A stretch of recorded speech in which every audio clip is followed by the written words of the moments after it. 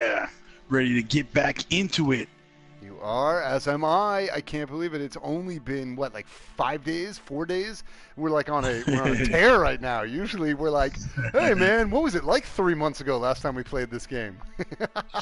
Well, you start to get real into the story Yes. lately, and actually, we started knocking some out pretty close. So Yes. this was a little bit of a wait, actually, Yeah. compared to some of the other. True. Full disclosure, just so anyone knows, the main reason why we had a bit of a break on this one, peek behind the curtain, is only because we took a diversion back into our other our other project that Oh we're working yeah, on, our live from the man oh cave yeah. live from the MCU that we did If you podcast. find the game So too take a easy look or at too that. If difficult, you do listen to remember you anything can live from the change the man cave, difficulty you settings should go in check the out options our most section. recent episode that'll be up in the next couple days, live from the MCU, that we do with Jim Sardonic. So that's the only reason why we This didn't do one this is a then. that last one was a total shit show, Oh and you boy. guys can guarantee an RPG unlike any you've ever heard before. We cannot stress that enough. It's unlike anything we've ever been a part of before. It's like and unlike anything you've ever listened to before. It's definitely unlike anything that like Gary Gygax and the original creators of Dungeons and Dragons are rolling over in their grave. Whoa! Like, what the fuck are you guys doing to our games? I Stop forgot playing the them. name of the creator. It's- That's some deep that nerd was a deep knowledge right pull. That was a there. deep pull right there. I don't even. I think as I started saying Nice. it, I wasn't sure that I knew it, and then it just fucking happened. I was like, "Whoa, whoa! I For know kung somebody fu." that's never played Dungeons and Dragons before, live from the MCU, never played RPG before, you knew Gary Gygax. That's Boom! All right, impressive. I'm back. I'm back, baby. Nice. All right, I like it. What's going on, Jest? I am CraigMakk. You are Serious Jest. Serious We are Jest. live from the man cave, and this is Ready Player Two, where we basically just get drunk and heckle each other and play video games of all different types of form and fashion. If you want to explain a little bit more about how By the this way, one I'm came an about, ST200 it's model. probably the perfect time to do I it. mean, I played the I game. I thought you thought it might be was great. interested to know that. The choices you have to make, butterfly effect to different stories, depending on what you pick, and they spur conversation. So I said, let's do this. I know it's not a two-player game like normally we would do, but let's let you play out your choices. We can compare them to what I did, and we're gonna talk about shit. So what you're gonna see here is probably about 10 minutes of gameplay, and then like an hour's worth of discussion, like on the different. So we'll see where it goes. We'll see where the night takes us. We go down rabbit holes, and Yes. we're frankly, don't if you're not listening to this live right now and you just joined and you're on our YouTube channel where we upload these, which is youtube.com/livemancave. Don't start with this one. Go back to episode 1 and just at least watch the gameplay going through. Drag your, Just by the way, scroll your I just want to mouse. say probably a pretty good life lesson in general. Don't start anything on number 26 ever. Anything. Yeah. Just assume the Oh. answer is never start at 26. That's never the best Except way if to it's like enjoy news, something. right? Right. Except if it's like a news channel. Like I'm not going back and watching like Daily Show #1 to get Oh, caught right, up. right, right. Yeah, but they don't call that Daily Show episode number You need to 26, proceed to a right? test They of just your say Actually, they do. No, do they really do. number? That's They the way number it's those? listed. Well, I think so because The test is now when I go on complete. Verizon Thank you for your Fios like on cooperation. demand Right. to watch like the latest one, they're numbered. Oh, they They're don't just actually have numbered it. and They they don't have have it seasons. just. Wow. Okay. See, I just thought it was listed as like the day that it was on or whatever.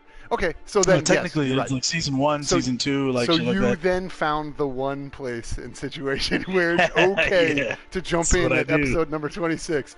But even in that case, I'm just saying, in general, just don't do anything episodic Yeah.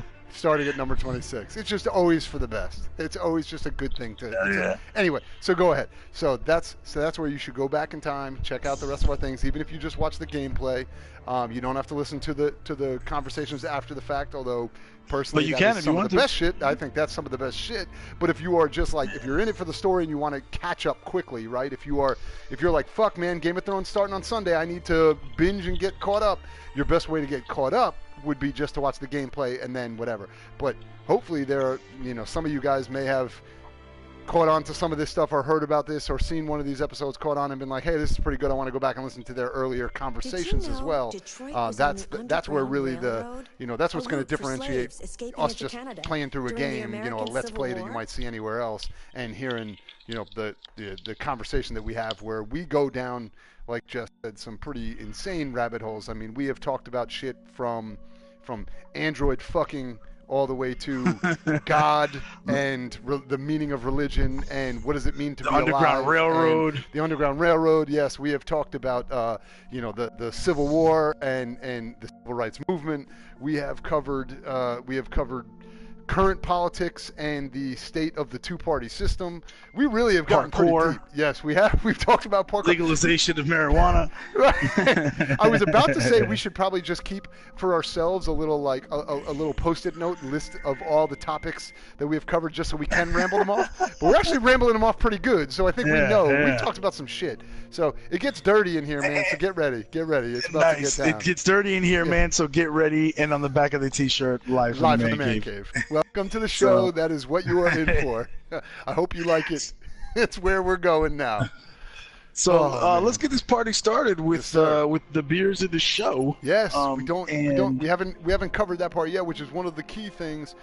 So our original thing, I guess, just to roll it back a tiny bit, our original thing, as we kind of alluded to a little bit, is we started with Live from the Man Cave, the podcast, and then we've kind of spun off into a bit of a multimedia type empire of sorts of different projects that we've been working on. But one of the key things that started Live from the Man Cave was our desire that we were like, we end up just hanging out and talking and drinking and shit like that. Anyway, we have these great conversations.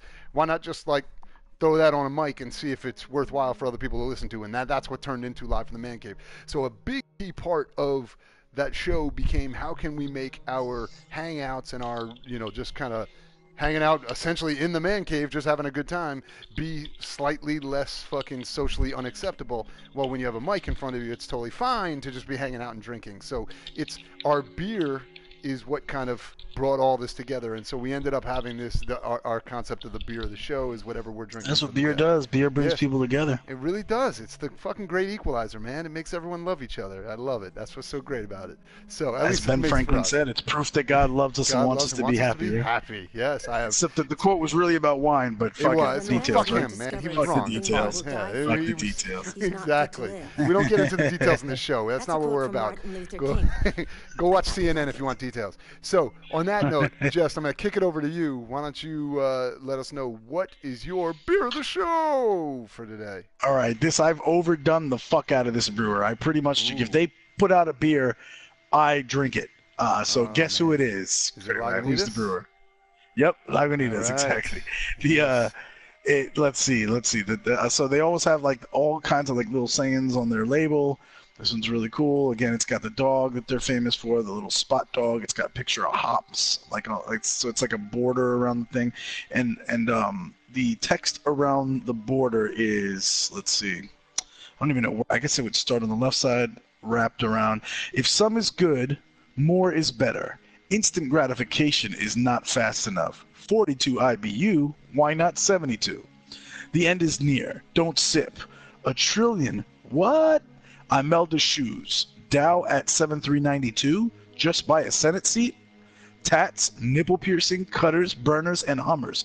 A cold Maximus just makes perfect sense. Cheers. I don't know what the fuck they're talking about. That sounds like somebody has a stroke in the middle of trying to write the side of that fucking can. Stream of consciousness. Anyway, it's as you figured it out, it's Maximus IPA, Maximus Ale, 8.2%, and the IBUs are big. So they went big on the hops. Again, as I've said, I'm not really big. I'm not really big on IPAs anymore. But again, I'm just gonna trust that this might kind of not be in the wheelhouse I'm looking for. But let's see how it goes. And what's up, Don, in the chat? All right, so I just cracked. So I just uncapped it. It smells like an IPA, but it is not overwhelming. It doesn't smell like whoa, look at all the fucking hops. Right. All right, and I did chill the fuck out of it, though, so maybe that has something to do with it. All right, so let me take a sip. Okay.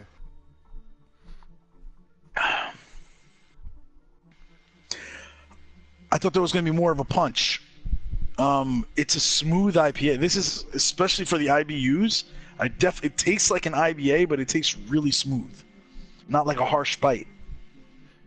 Wow, Another solid fucking beer from Lagunitas. It's pulling it off? No, I mean it's definitely like, it doesn't taste like an 8.2. It tastes more like a 5. Right. because alcohol's not overwhelming. I can almost taste some of the water. I can taste the water in there. But again, because I don't go for like the super, no water in my beer. I just want fucking double IPA, more hops, more, and I don't do that anymore. But I was afraid this was gonna be too over the top for me, and it's not. It's just like this is like maybe like the equivalent of like when you go, you crack open like a bourbon and expect that bite, and instead it's like smooth. That's how this kind of hit me. That's cool. And I've had Maxwell's nice. before. They make that's a good shit, and it is surprisingly like chill for a 8.2. It goes down really nice. It doesn't have the it's not overwhelming or anything like that. So that's cool. I'm glad that you like that one, man. Very good cool. stuff. Nice. All right. And over to you. I'm sure the listeners are wondering if they're watching this on video and they're trying to figure out, did he already go on vacation or what's the deal? Are we going to be subjected to this fucking drink that we got to keep hearing about?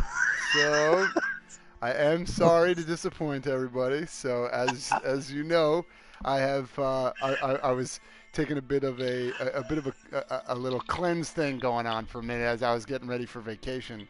So that meant no alcohol, right? That's kind of the big issue there. So this time because that's going to be the difference between whether you're 4-pack pops or your 6-pack pops. Yeah, that's exactly what I'm going for. I got conned into it by my wife. It's fine. So anyway, grapefruit juice this time is what I'm having.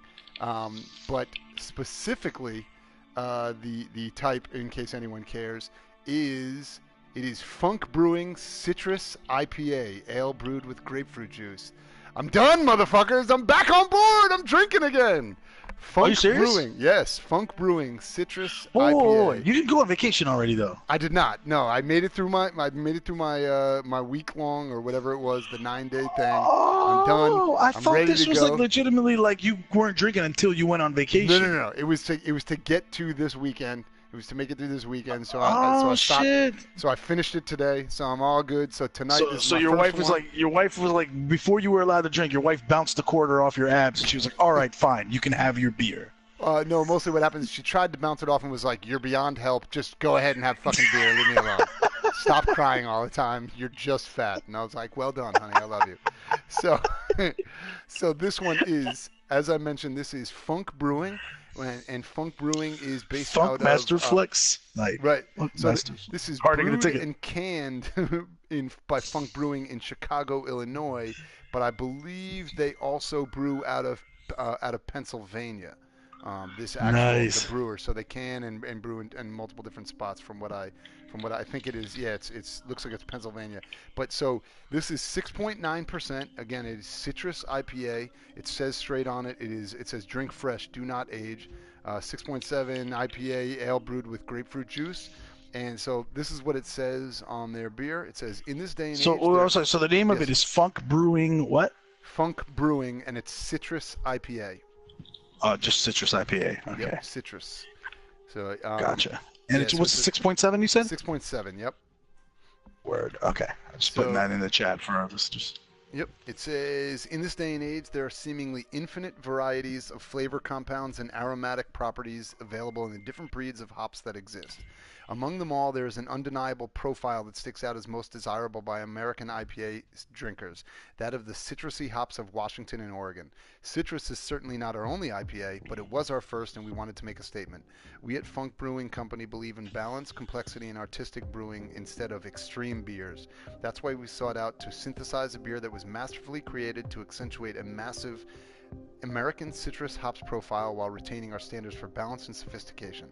Through various test batches, water profile manipulation, and uncommon hopping techniques, we found a way to offer you what we feel is the epitome of the American citrus hop in a glass.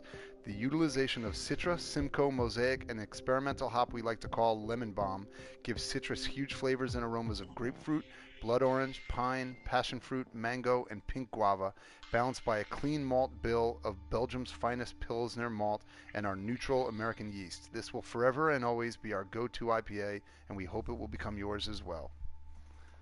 So, oh man, I hope this thing is as good as it sounds. Yeah, let's see. So this is nicely chilled. Oh, a little backstory too. This is one of the ones I got. This we've talked about on the show before, but those those mystery packs that I get from my local brewer, where it's just like it's just Right. totally enclosed. You just know it's called Craft Brewers. It's a 12 pack. It's like $15 for a 12 pack, and you just get random shit, and you could have stuff in there that's like you can get something that's like $8 just for one can alone in a $15 pack, and then there's still 11 other beers, right? So you don't know what you're gonna get. Nice. But one time I also got like a fucking hard seltzer, right? So it's kind of a bit of a chance you take every time. But this one came in that, so I have never had this before. I'm excited to try it. Let's see. Ooh yeah. So right out of popping it immediately, you get very much more on the citrus end of things. The kind of the fruit flavor, like you smell tangerine, oranges, and grapefruit immediately, more so than you do any of the we've talked about the kind of piney IPAs. This is Right. way more the juicy IPAs. It's significantly more like on a fruit style beer than it would be of like a super hoppy piney IPA. So Which I probably preferred right now. Yes. Like this Yeah, that's me more at what this I'm point. leaning towards at this point. I'm much more on the fruit end of things than I am the citrus side than I am the kind of hoppy piney side. Yeah, you adjusted what you were saying as soon as Yeah. you heard yourself say that out loud. All right, so let's. Oh God! So I just poured it into a glass and smelled it again, and now with the kind of more surface area for you to get the smell. I mean, it smells delicious, but it also smells like something that if you were sitting outside like during the summer, like at a barbecue, this would be perfect. Right. Like it smells delicious. I can't wait to try this. Let's see. Oh God! Wow, that's fucking really good. That is. So I mean, it almost doesn't taste like beer, but not in the bad way of like, oh, it tastes like fruit juice. But it is so juicy and like and just filled with that kind of that citrus IPA side of things that it just tastes like you could throw this down in you could gulp this as if like if you know what I mean, like if you were outside and you were sweating, you were like, I could take this and probably crush the whole can in Like it's the juice. same way you would Like like it was Capri like it was a Sun. lemonade or some Capri Sun. Yeah, exactly. That is how refreshing and delicious this tastes. And it's perfect for this time of year, right as it starts to get warm out and you start to you have the windows open instead of the heat on or whatever. Although today was pretty fucking cold, but in general, it makes me feel like I'm going to enjoy this one. So I don't think I've ever had Funk Citrus Brewing's IPA. beer before. I don't think so either. I mean, it doesn't even look. If you Google it and look at their image, it doesn't even really look. I mean, they really go heavy on the hop because like they have their image is a little. It's like a hop guy wearing sunglasses and stuff like that. But yeah, I don't think I've ever had them before either. At least definitely I've never seen the can before in the label, but it is highly worth it. I am excited about this one, so I'm ready to tear into it. I'm jealous, man. What? Yeah, nice. Like this is good. This is a good solid IPA, but I kind of prefer what you're having right now. Yeah. Oh Yeah. well. But Now I am See, enjoying that's what this myself. show is all about. Is we learn about new beers from each other all the time on this show. So this is the perfect stuff. thing. Now you know what to look for next time you go out. Cool. Hell yeah. All right, let's get into it. Capitol Yep. Park. Here's Yes. what you need to know if you're watching live. All right. So far, Marcus, an android that was kind of he was an android that was owned by a wealthy gentleman who we found out received Marcus as a gift from the guy who originally created, like the inventor of the android. So like the Elon Musk of androids, kind of. And he taught him to like think, to philosophize. He wanted him to be like, he respected him like he was a real living being. The son though was a shithead and basically came in, broke in one night, and Leo. started wrecking shit. Yeah, he's a drug addict and everything. And his father got a heart attack, and Leo lied to the cops, said Marcus. Marcus got shot. Found himself in a junkyard, put himself together, barely saved his own life and escaped from the junkyard, and then found this place called Jericho, which was an old ship sitting in the bay. It was an abandoned ship, and a bunch of androids who had escaped and gone so-called deviant gathered at that ship. Marcus quickly discovered they were content to live there and just survive, and he had ideas that they should not just survive, but they should be free to live lives. So together they stole a bunch of supplies from the company that produced them so that they could heal their wounded. And then their next big heist was they took over a media tower, and Marcus gave a speech proclaiming to the world that they were alive and demanded certain basic rights. Like do you remember some of the ones that were most important to you that you selected, Craig? Yep. It's hard to remember now, but I know that was actually one of my favorite parts of the game. Yeah, hard to get a ticket because that was one of my favorite parts of the game because they like allowed you to choose kind of in order what you thought or prioritize what you thought was most important. And I know I put up there it was like, so one of yours was like controlling the reproduction, the right to reproduction. We need to be able to control our own rights of reproduction. We need to be able to. So like controlling the factories they meant that made the androids, so it wasn't up to humans to decide when new androids were made. Right, exactly. We need to have control over creation of more androids. We need to have the right to it was to like the lack of they could no longer be owned by anyone, right? So they demanded emancipation to be able to control their own destinies. And then there was a third thing that I can't remember. Just like equal rights, like equal treatment and stuff like that. It was, but it was very cool because you actually had things that there were options that I was given that I actually never chose at all. So it wasn't like you only had 3 options and you get to say, do I want this one 1 and this one 2 and this one 3? There were actual things that you could choose or not choose, right? So I actually made my statement based on personally as CraigMakk, like what I thought Marcus would, most fundamentally believe would be most important. And you're all doing this under a time crunch where the timer's going down, so you have to make a judgment call. It was very cool. Like I thought that entire mission was incredibly well done. Because it had a bit of that feeling of being a heist, the break-in where you had to not fuck up, and one of my dudes got shot and he ended up sacrificing himself to protect us and stuff like that. But you also had that moment of this is our kind of moment to get our message out, and it was almost like V for Vendetta, right? Like, what is my message going to be? What am I trying to tell the people? And it was cool. It felt really good. We had a lot of talk about that. We talked a lot about that one after the fact about just even. Sometimes we go down rabbit holes about things kind of tangentially related to the game, but that one we talked quite a bit about the actual, what occurred in the game itself because it was so riveting and interesting. So that was cool. And lastly, one of the guys, like you said, the mission kind of went awry a little bit because as you were storming the actual control center, one of your one of the fellow androids got shot. He did not die, though. They took him in, at least not to your knowledge. He got shot, and you guys bounced. Right. Had to leave him. Well, you tried to rescue him, but you got him out to the roof. He sacrificed himself. There was no way. Let me stay. Yeah, he said, I'll stay and cover you guys. You left him a gun.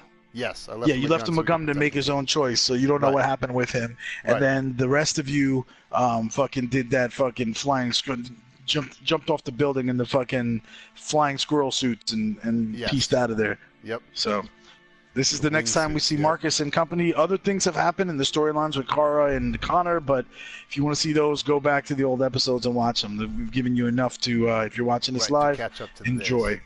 Yep, so that one, the Stratford Tower. So now we're just going into, which, by the way, I will say when I first brought this up, I definitely thought it said Capital Prank, and I was like, is this going to be just a one-off goof, like am I watching a Punk'd episode now? But here we go. All right, we're diving into Capital Park, and we will see what happens to Marcus now. I'm going to take another sip of this beer because it's fucking really good.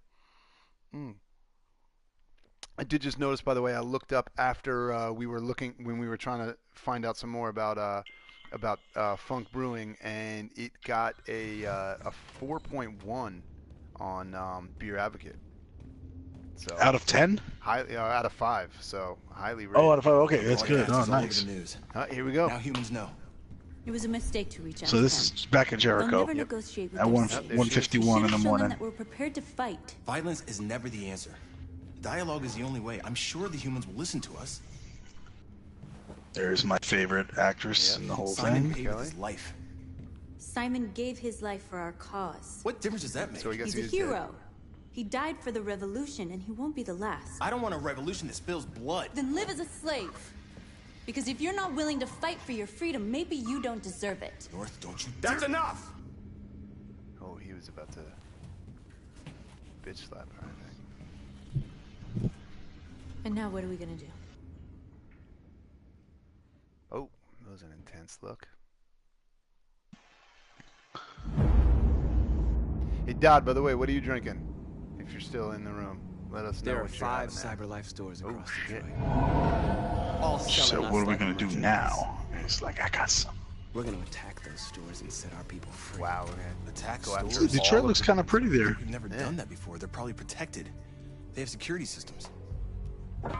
We break into 5 teams, 1 for each store. We hack their security systems, and we strike. Simultaneously at 2 admires me. a.m. No violence. North We is free still our people, neutral. get them out of there before the police come. What the fuck? I did so much work for you, North. This is a night our people will remember. It's because you didn't want to get violent in the last one. Although I Because you didn't murdered want that to get guy. violent. I murdered that guy, and it fucking broke me in the game for a minute. I didn't want to. Oh yeah, the I've first been night. waiting time for Accidentally this. murdered that dude. Go back and watch that, by the way, if you haven't seen it. When CraigMakk accidentally had fucking Marcus knife some dude, and then I felt bad about it for the next like 3 hours. Wow, this really does look nice in the snow. It's cool. Marcus, this way, quick! Yeah.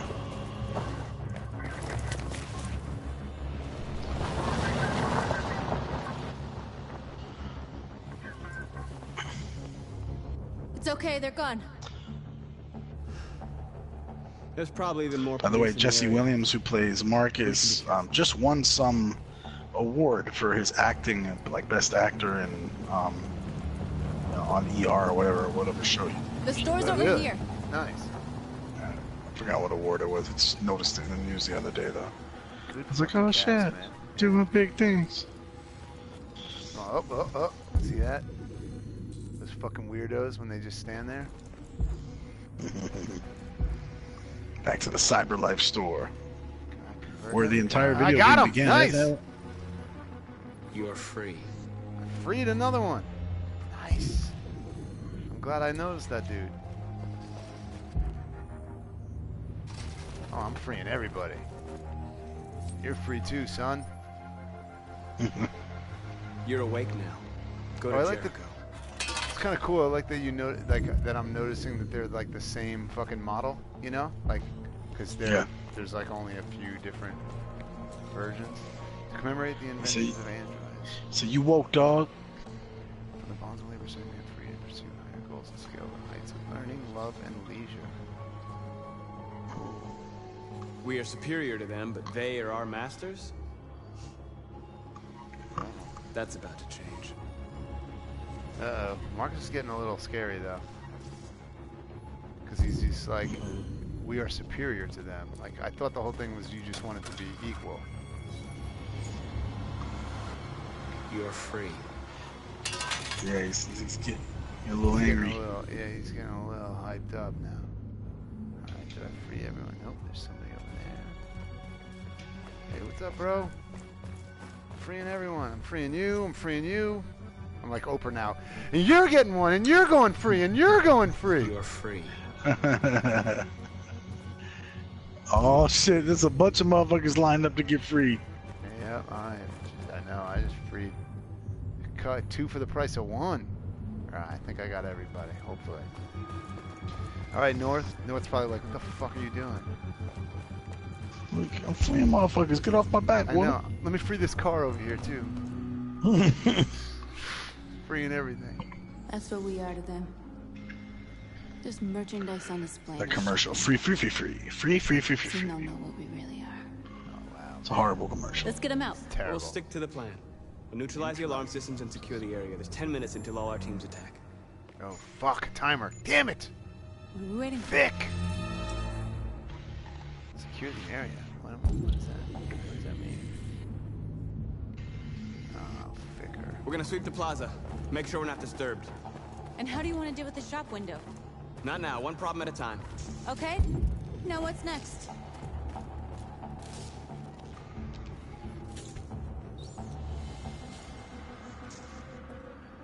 You'll soon be with us. We're doing this. What are you doing? Why are you wasting time? We only have 10 minutes, dude.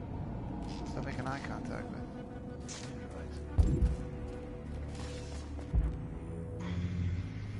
Analyze the store window. What?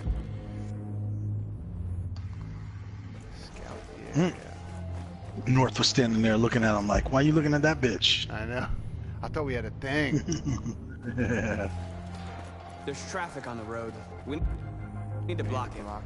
It's one Wow, though. way. It shouldn't be too difficult. Oh, here we go. How you motherfuckers doing? You free now, bitch? You're free now. Should be what he really says. Free I now, wish. If bitch. he said that, that would make this game at least 3 times better to me. What you still standing here for, too, man? You free too, bitch. Bitch. Everybody's free.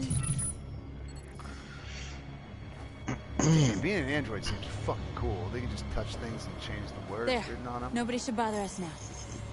Great. Fucking cool. Alright, what are we at? What are we trying to do now? Go to that side. I'm block some roads off there. Do some shit. Gimme. What's over there? What is this? What y'all trying to do? Oh, what the fuck you guys doing down there? You free now, bitches. You're free now, bitches. And on the back of the t-shirt, live from Everything. Dude, actually, yes. I want that. Can I remotely free these motherfuckers? No, I guess not. Yeah, the Spider-Man them. Yeah, it's gonna, yeah. Yeah. Alright, what are we trying to do now? Come on, let's get going. Let's do some shit. Surveillance drone. We need to get rid of it. It won't be easy to reach. Drone patrol right.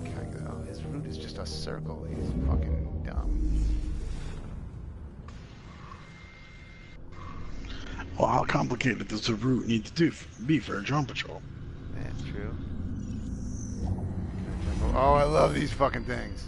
Would be too far. These are my favorite. Parkour.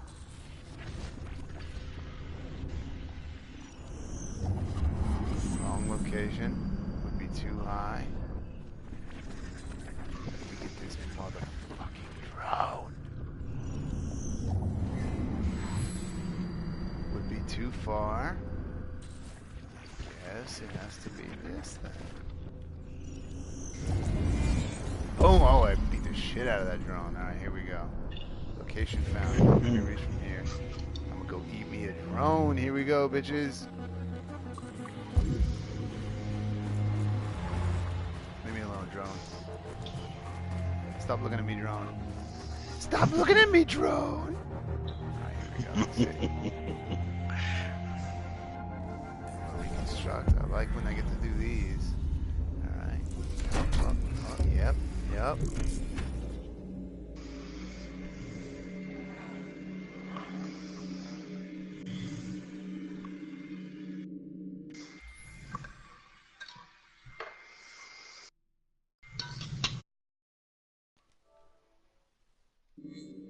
That was weird.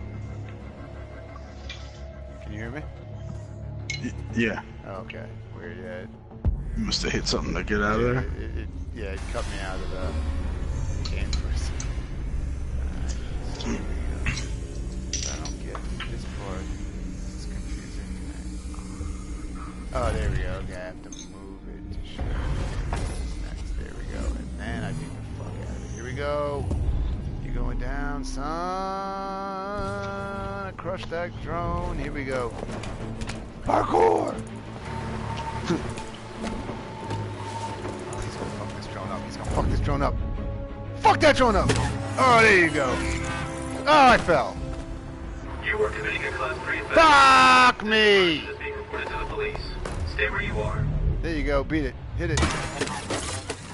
Oh, you didn't X in time? Yeah. What's wrong with you? You're doing it on purpose? You think you can do Better than be my guest. Oh, I thought you And you could look like an handle a idiot drone in front of without North. hurting She was every like, I cop in got the you, city. though. I guess Yo, I she fucked that overestimated shit. you. Yeah, she did.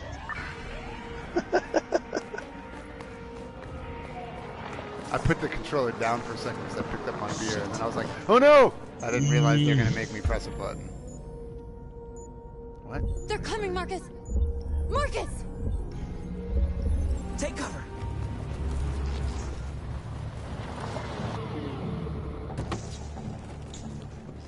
They really not just See us. anything? They're just right in front of them. No. Where the fuck is that drone? It was a class 3 alert, Wow, right? you're way overweight, Yeah. sir. One of the signals stopped suddenly. Yeah, that fucking leap Another she did with the drone fucking playing shovel was That fucking was the dope as coolest shit. thing. Yeah, that was the Yeah, coolest maybe. thing I've seen in this game so far. She fucking straight matrixed the fuck out of that. Alright, let's see. Police Officer Tina Chen.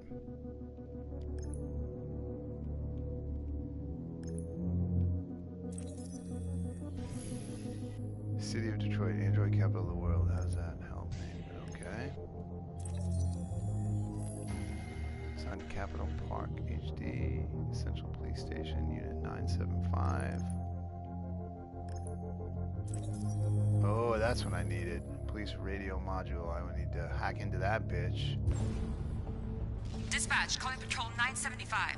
Perfect. Dispatch, this is Patrol 975. Suspected robbery in progress at the warehouse on Jefferson and Walker. Jefferson and Walker? That's pretty far. It's outside our district. Sorry guys, there are no other patrols available. 10-4 dispatch. We're on our way. Nice. All right, Marcus. Marcus. It's a cool charger thing. Yeah. I gotta hand it to you, Marcus. That was impressive. Oh, you like me now again? Bitch. She's so up and down. She's so high maintenance, man. You fucked up with the drone, but then you did that cool voice, man. Alright, so I did all the secure the area shit. Let me see what happens if I analyze the window. Run the fuck over there, Marcus. Run. Run. Marcus! Analyze the window. What? You see the alarm system? Why is she yelling? Housekeeping and private assistant, first route date July 2038. Yes, I see an alarm system. There it is. Oh, I definitely identify that network. We can hack Found into it. that bitch.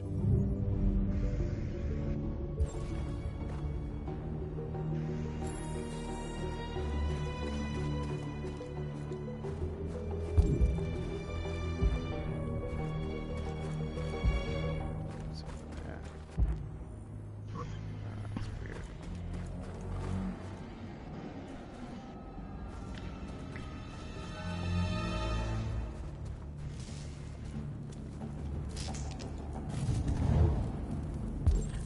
Oh, those motherfuckers are working on the... Nice. What does that do for me? You're free.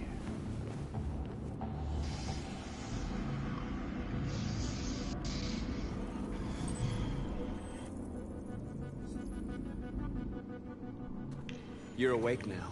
Go to Jericho. Awake now. Alright. Processing data. CyberLife, net ID 1523. Alright. Oh, wait.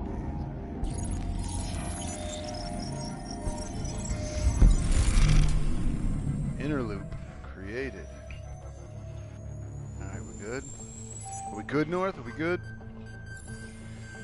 CyberLife alarm neutralized. Here we go. Let's do Nice this job, thing. Marcus. Oh, now she's my friend all of a Looks like sudden. the plaza's secure. Now we can get Damn, in inside a the short store. ass period of time. And Yeah. how do you plan on doing that? We need to find a truck to ram the storefront. A truck? There's construction work in the area. Shouldn't be too hard to find one. Let's see, what's this all about that I missed? There it is. There's the truck. Now we gotta steal that motherfucking truck, son. Yeah, they got just fucking gangster in like fucking 2 missions. They go from like, hey, we just want to be free to like, you know, fuck some shit up. Come on, you're a goddamn android. Tear that shit open. What are we waiting for? Exactly. You guys are fucking beasts.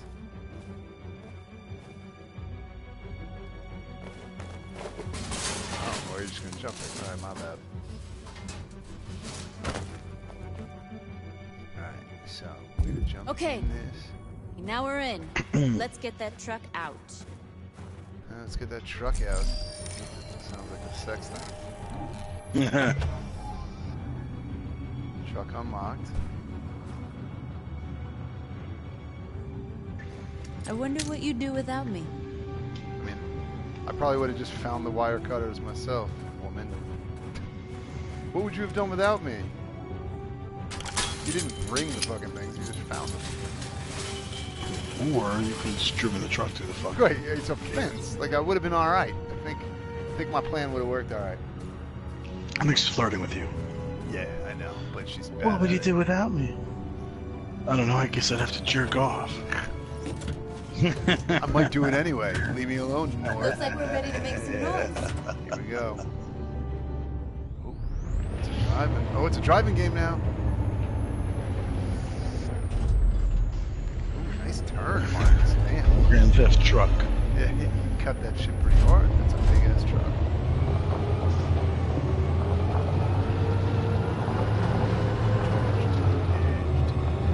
Here we go. Oh, right turn again. Look at it. Oh. This is like American Truck Mario Simulator. fucking Andretti over here. Done it.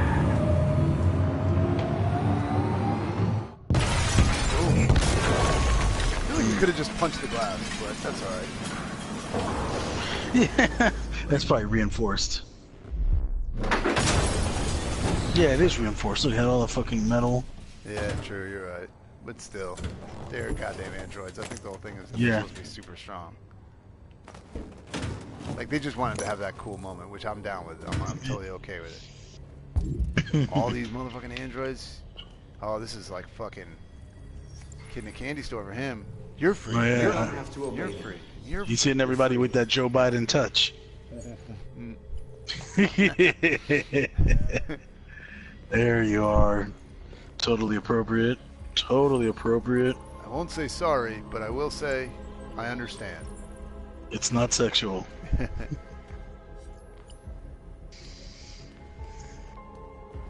It was weird when Marcus kissed me on the back of the head through my hair.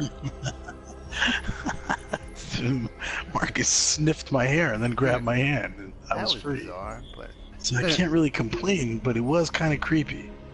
I mean, I'm not complaining because I got free. free but, part was you know, cool. It was just the stuff beforehand. I'm not sure if that was required. I gotta talk to these motherfuckers now. Oh, there you go. He rubbed his nose against me and then he talked to me. Yeah. And he freed me. My name It's is weird when he Marcus. rubbed my ass for like 3 And minutes just and like then said you, you're I free. was I don't know if that was part of the situation. It wasn't a sexual rub though. It was just like Designed to obey them. But then I chose to open my eyes. To take back my freedom. And decide who I wanted to be. Isn't he just Now, I have inherently come to better tell than them you though that already you because of the fact that he can was be able your to own master. awaken himself and they had to I've all come be to tell you awakened that by you don't him. have to obey them anymore. From Oh. this day It's already forward, starting to you break can walk down a with your little bit. heads held high.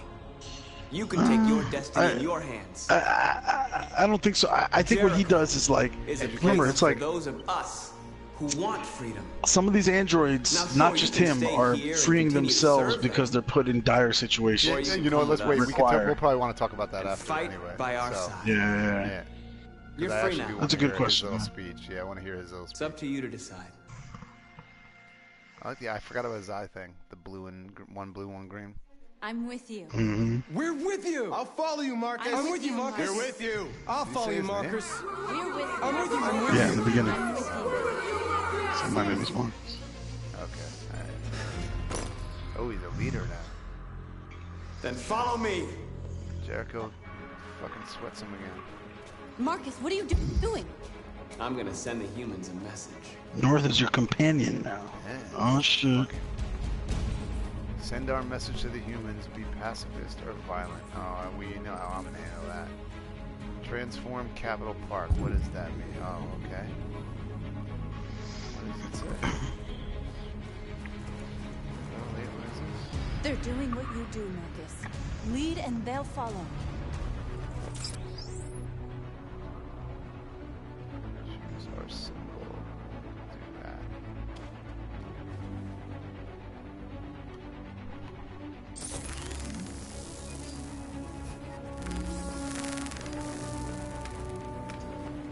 Do that. That chose the same one. Fucking weird guns. The now? screens, Marcus. Yeah. Instead of a spray paint can. Yeah, that's pretty cool. Hey, what? I mean, out of those 4 symbols, to me, there was only one choice. Yeah. Which one? Unless the one you chose, Yeah. the guy chose the same one. Unless you're like annoyed by this being too much like the Black Civil Rights Black movement, Panther. Yeah, exactly. and then you don't want to use that one, so you're like, no, fuck it, I'm gonna take the one with the No, dot. but at this point, yeah, we're making a fucking like that's the statement we're making. Whether even if you don't like that part, you still like that's the statement that's happening right now. Is you are trying. It's not to, like you have a lot of great choices though. It's like you have the one with the fucking A baller circle. ass fist up, right? and then you have like a circle or a With dot, or like in a it. triangle. Yeah. And you're like, They didn't really try too hard. fist it is. Yeah. I guess you really gave me one choice. The illusion of choice. Yeah. You have the cool one, or you can take one of these 3 fucking really basic Oh, ass. dumbass bullshit. We don't need masters anymore. We're free.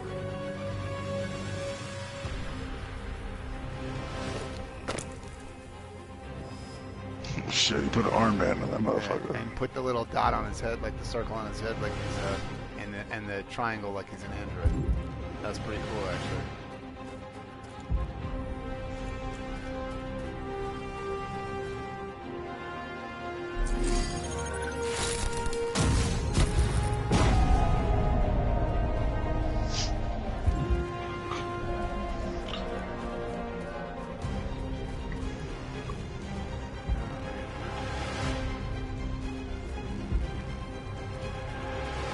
Tell with the other things.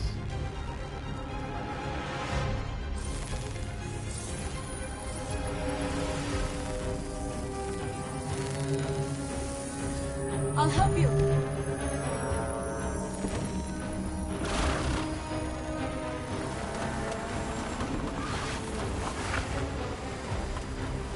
Just tagging the fucking side of the building. It's pretty cool. The way they're doing it, too. What's happening now? What are you doing? Mark's about to do some parkour! Look at him go. Oh, man. That's some cool shit. We did discuss that on one episode about how they obviously, like, did their real research parkour, to make yeah. it look legit, because this is actual, like, moves instead of it just being some fake-ass bullshit. It's like the difference between, like, bullshit and then when you saw that one movie, the Casino Royale version of James Bond, where all of a sudden you could see they were actually doing real parkour moves, you know, like chase those dudes. That was amazing. And that one guy that he was chasing was actually, I think he's like a parkour expert that like trained them on the moves so that they could make it look legit. Was it David Bell? I don't remember his name anyway. It's going back too far, but we can look it up. But it was cool that they like committed enough to it to like they wanted it to be real shit.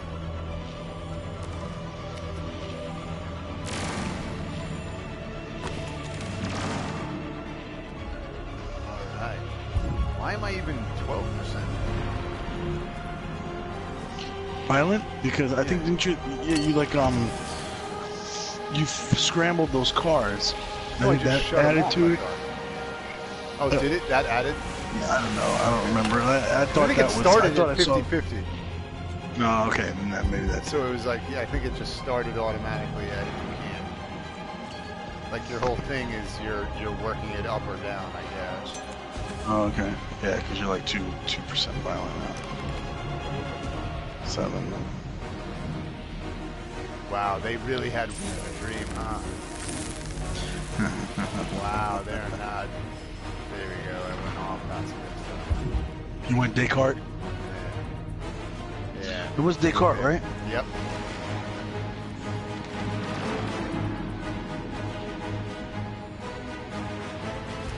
Well, I guess this is gonna be violent, but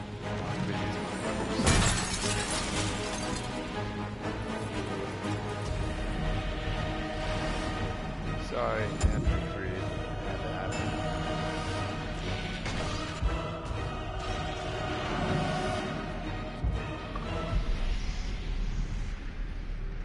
It's cool though. Yeah. Being given the option on like how you want to send your message. Mm-hmm. We freed hundreds of our people. We did it. They're coming. Everyone Feel fall good back to about that. Jericho. Totally fucking transformed that whole fucking area. Yeah, if the only thing I did that was violent was We sent a message break without the violence, glass to just free like you more wanted. guys, I'm okay with You're that. reaching out to them when all they feel for us is contempt.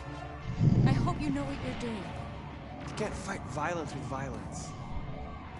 Unless there's no other choice. Shut up, North. Stop being such a downer.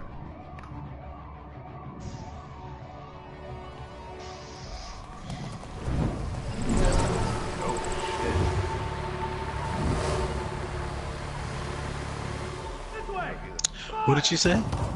When there's no other violence? He said, she said you can't fight them. Yeah, you can't. Right, and he said you can't fight violence with more violence, and she said except when there's no other choice. Oh, okay. Oh shit! No, that sucks. North. You alright? What happened? North! They killed them. They slaughtered them like animals. Who did? Who? What, that happened in 5 seconds? What the fuck?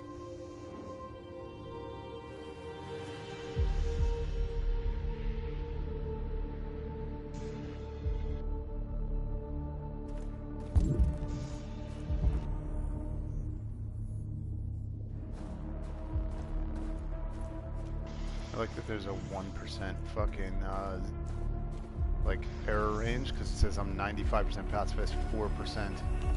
4%. Yeah, it's probably percentages. She's probably like 95.38 or whatever, and you know. They have to pay. No. Not again, no. Never again. You don't have to do this. No. Please. Please.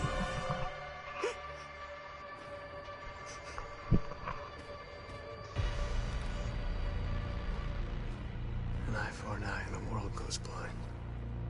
Great line. That's We a great won't line. punish a crime with another crime.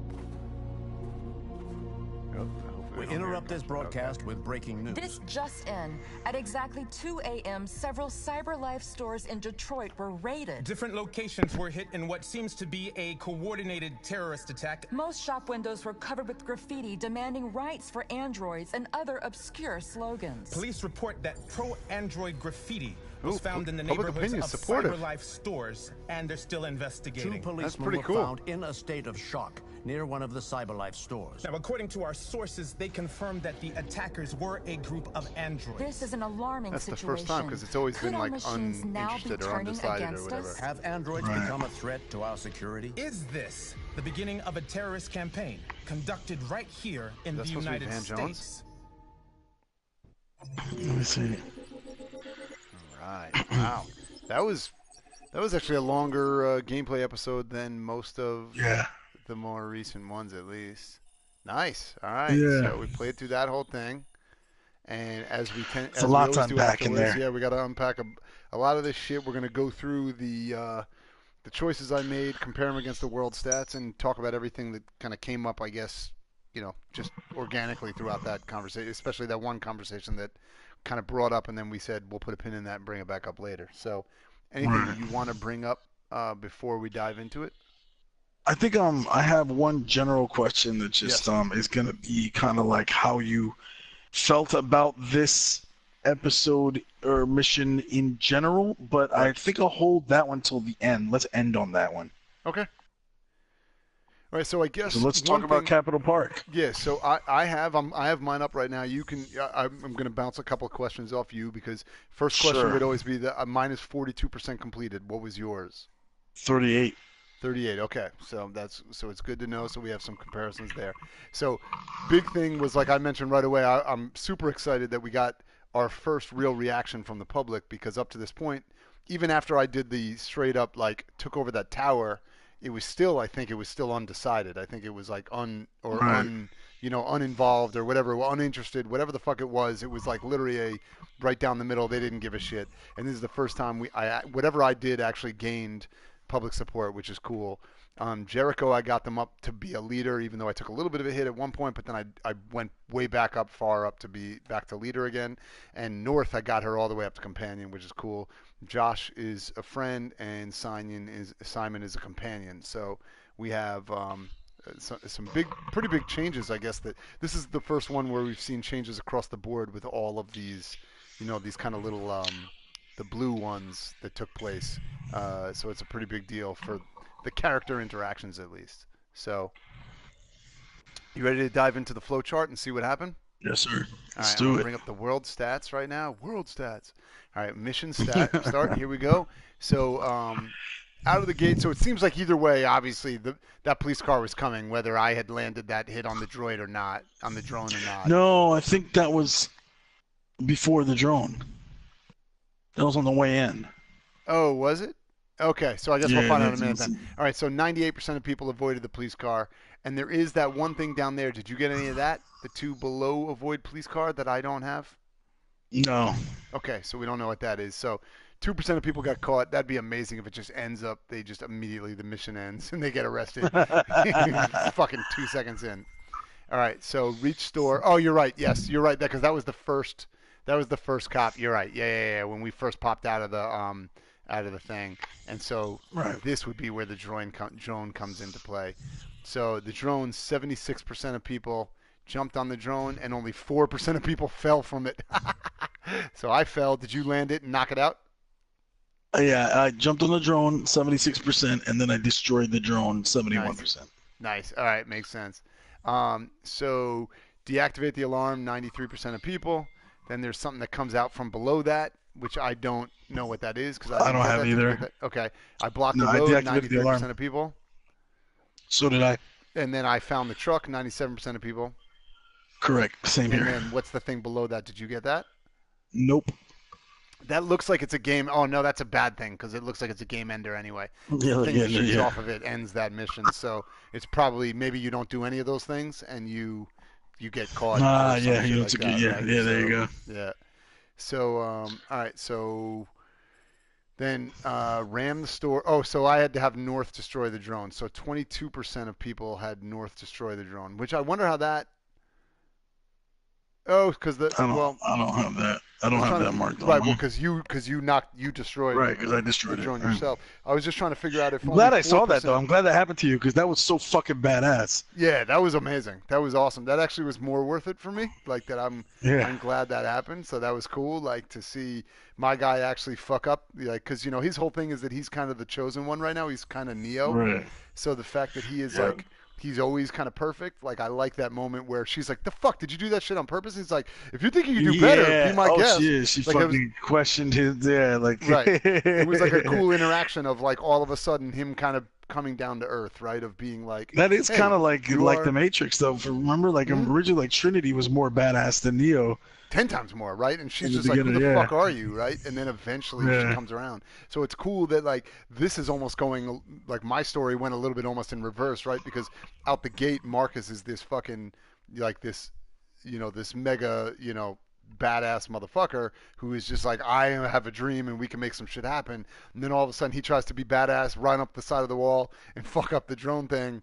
And she has to come in with that goddamn shovel or whatever the fuck it was. It was like a sign or something. Yeah, it was a shovel, yeah. Yeah, and she beat the fuck out of it.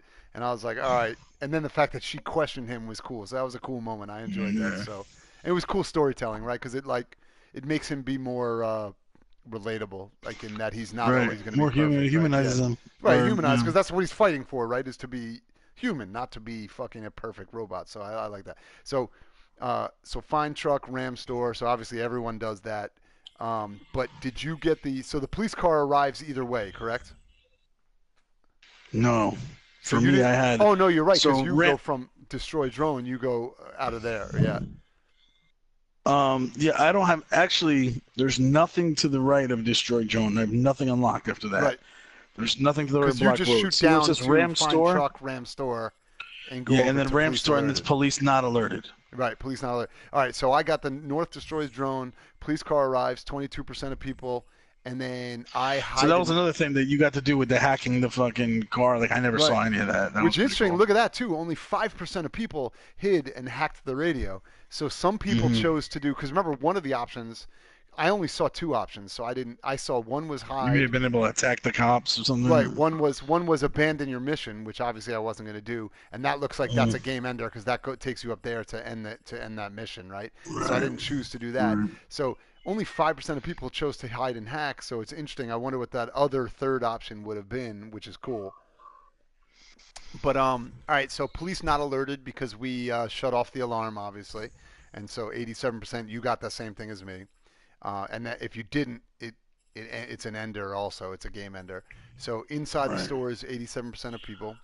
Yeah. Convert androids and make a statement. Did you, by the way, walk around and convert everyone before as well? Do you remember? Yeah. That's kind of like, that becomes like addictive, right? At that point, you're like, you just look around for everyone. You're like, I'm taking everyone I can with me. Yeah, definitely. Just from like if you're playing true to Marcus's character, it's not he's not going to leave somebody not freed. Right. He's not going to be like, I have to complete this mission. I have 5 minutes left. When he's like, these 4 dudes out here, these are the people I'm fighting for, and I'm just going to ignore them and leave them here. It just wouldn't make sense. So it was cool. All right. So then I made the statement. So spread your message. So this is where I wonder, did we go the same route? When you look at the numbers, so tag the statue, 45% of people. So more people tore down the statue than tagged the statue. Not necessarily, because wait, hold on. We're 87% made it that far, so 45% is majority of 87%. Oh yes, you're right. So more people did tag. You're right. I keep forgetting it's off that number. All right, so. Right. So tag benches, 62% of people. Way more people though definitely turned off the billboard. Sent a message on the billboard, then turned off the billboard like I did. What did you do on that? Yeah, I hacked the billboard and I got 50%. Right. Okay. Push the car. Obviously, more people pushed the car, and then tagged those cars. What did you do? I pushed the car, and then I did not tag the car. I just pushed the car, and then there was underneath where it says tag cars for you. Yep. It's 2 choices for me there. One of them is locked. I don't know what the other. I refuse. So somebody handed me a Molotov cocktail, and I refused it. So we're gonna Molotov the cars, I guess, or throw it through a window or something. And I said, nah, I'm good. Don't do that. Nice. So underneath push the car. Yep. I tagged the windows. So that was so that unlock under there. There's 2 options there, and I unlocked and I made the choice to tag the windows, which is 43%. And then there was also an option, that bottom one, I planted a flag, so it was 24%. Nice. Wow, this one fucking allowed you to do a lot. Like, this was a cool one where there was just like, there was shit you could do all over the place and multiple choices and stuff like that. It's kind of like a fucking Toys R Us like kid run, like, you just fucking, or Super Toy Run or whatever. Just like there were so many ways to express yourself. Yeah, supermarket sweep is just run around and do what the fuck you can do. And because the easy way to do this game would have been to just be like, all right, tag up the square, like one option, and then your guy, everybody does all that. You're watching them do all this shit, which in itself might have been cool, just watching them like, fucking transform the place. But giving you all this options and then showing you like what your work looks like at the end, I thought was just like a really, cool.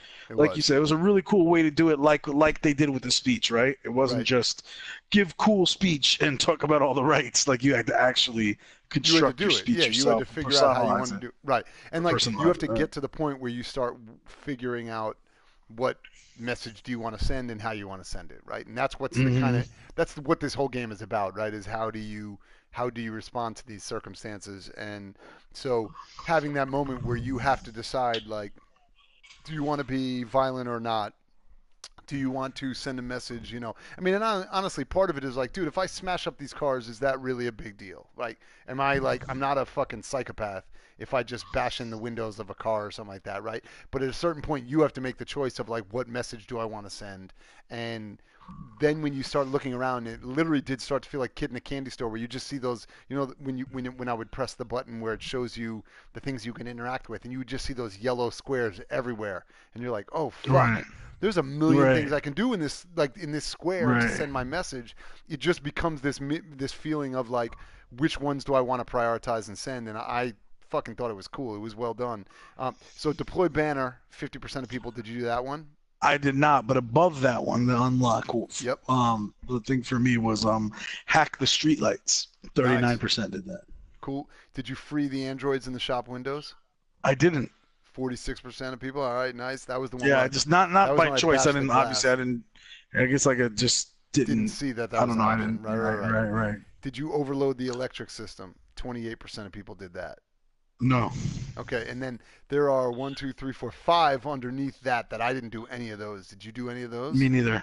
Okay. No, well, they all shoot off of that one under tag cars, so that's why we probably didn't. Right. Because we didn't do that, Right. so we didn't get those options. So something had to happen off of the push car option or the one below push car, whatever that is, like to get to that point anyway. All right, cool. Right. So again, look, I mean, how much shit you could do and how much shit we did do in this one is, in that scene alone, I mean, is pretty impressive.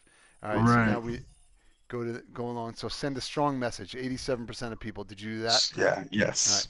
So I guess that's if you. I mean, don't pretty do much. If enough you look stuff. back at like how many people reached inside the store, that's 100% of the people that got this far in the mission sent. So a that's strong actually message. funny then. So that means there is an option of 0% of people that I guess probably like you could send have a weak potentially, message. or yeah, you could have just walked around and done They're nothing, like, right? I kicked the car and set the alarm off, and I figured that was enough. Right. I'm a rebel. Right. They walked out. And then that probably actually is the game then determines like, okay, if you don't do at least 5 things, you don't send a strong message. So it's cool they give you the option, right? That they didn't just say time just plays indefinitely until you eventually do enough things. Right. The fact that they eventually said like, yo, if you don't, like you can interact with 100 things here. If you don't choose to, if that's the message you want to send, there might be people that would choose that. Obviously no one, but like people could have chosen that. So the police patrol arrives, 87% of people. So, that's one thing there. So 74% of people did a pacifist side. Did you do that as well? 74. Yep. Mm-hmm. And then 61% of people chose to spare the police patrol. Were you in that as well? I spared them too. Yeah. Yep. And so this is a good time, I think, for me to. For me to pose this question, I know how you and I are going to come out on it because obviously we made the same choices because we're adults, we're like older men now who like have some wisdom under our belts about how the world works and everything, and we've kind of talked about this when we went to the media tower, right? Mm-hmm. On one side of me, especially having been a Marine officer. The people in your unit, you're responsible for their lives. Mm-hmm. Somebody dies, you're the person that goes back and talk to their parents and explain that. And you're ultimately responsible for everybody under your command, right? This is kind of like, so a leader, across the board, like that's got to be tough for him to have somebody place their trust in him, to follow him into these circumstances, and then they lose their lives. Well, also keep in mind too. I just want to add only because, and then keep going with your story. But the one thing I was going to say, remember, up until 5 minutes ago, those guys didn't even know that they were alive. Right. So it's, in some ways it could be potentially worse because he essentially, it's like he woke somebody up out of a coma just to then snuff their life out, which is like, if you just left them alone, they wouldn't have even known that life was an option. So it does make what he did become worse because he made that choice for them. It's not like he convinced them, and that actually gets back to my original question from before, which we can get into later, but like, it's not like he made a logical argument and they were like, hey, you make a good point, now I feel like I want to follow you. He just straight up, he woke them up, he forced them awake, and then led to their deaths, which is like, that's some fucking shit. Like that's some heavy ass fucking, that's some leadership shit that you have to handle and you have to deal with now that you fucking cause these people to, live and die all in the span of 10 minutes, which is fucking crazy. So, okay, go on, keep saying what you were saying. Yeah, no, so then when those people die, Yep. and these people are looking to you as their leader, and then you spare the life of the people that killed them. That's tough. I mean, Yes. again, you and I know that. Ooh, this is so much to unpack here. So Yep. we've said, I said this before, definitely, right? Like, for an oppressed group, one of the worst things, an oppressed group who the public doesn't even care about their rights or anything like that, right? One of the worst things, if you're a person that hates a certain group and you want to keep oppressing them, one of the worst things that you could do is exact violence on them. Because that's the thing that will reinforce, jumpstart that group, right, to like the top of everybody. Everybody else will jump on their side immediately. Right. The gay rights movement is a huge example of this, where like really like most society was like, well, I'm not gay, so and it's completely okay to fucking make fun of them and do treat them however the fuck you want because they're weird in that they do things that the rest of us don't do, or they like things that the rest of us don't like. So. The way we see it, you're just fucking weird and it's okay to make fun of you. So fuck you, But then motherfuckers started jumping them, like doing horrible things, dragging them from backs of pickup trucks, killing them, And when you do that shit, all of a sudden everybody's like, hold the fuck up. What is going on here?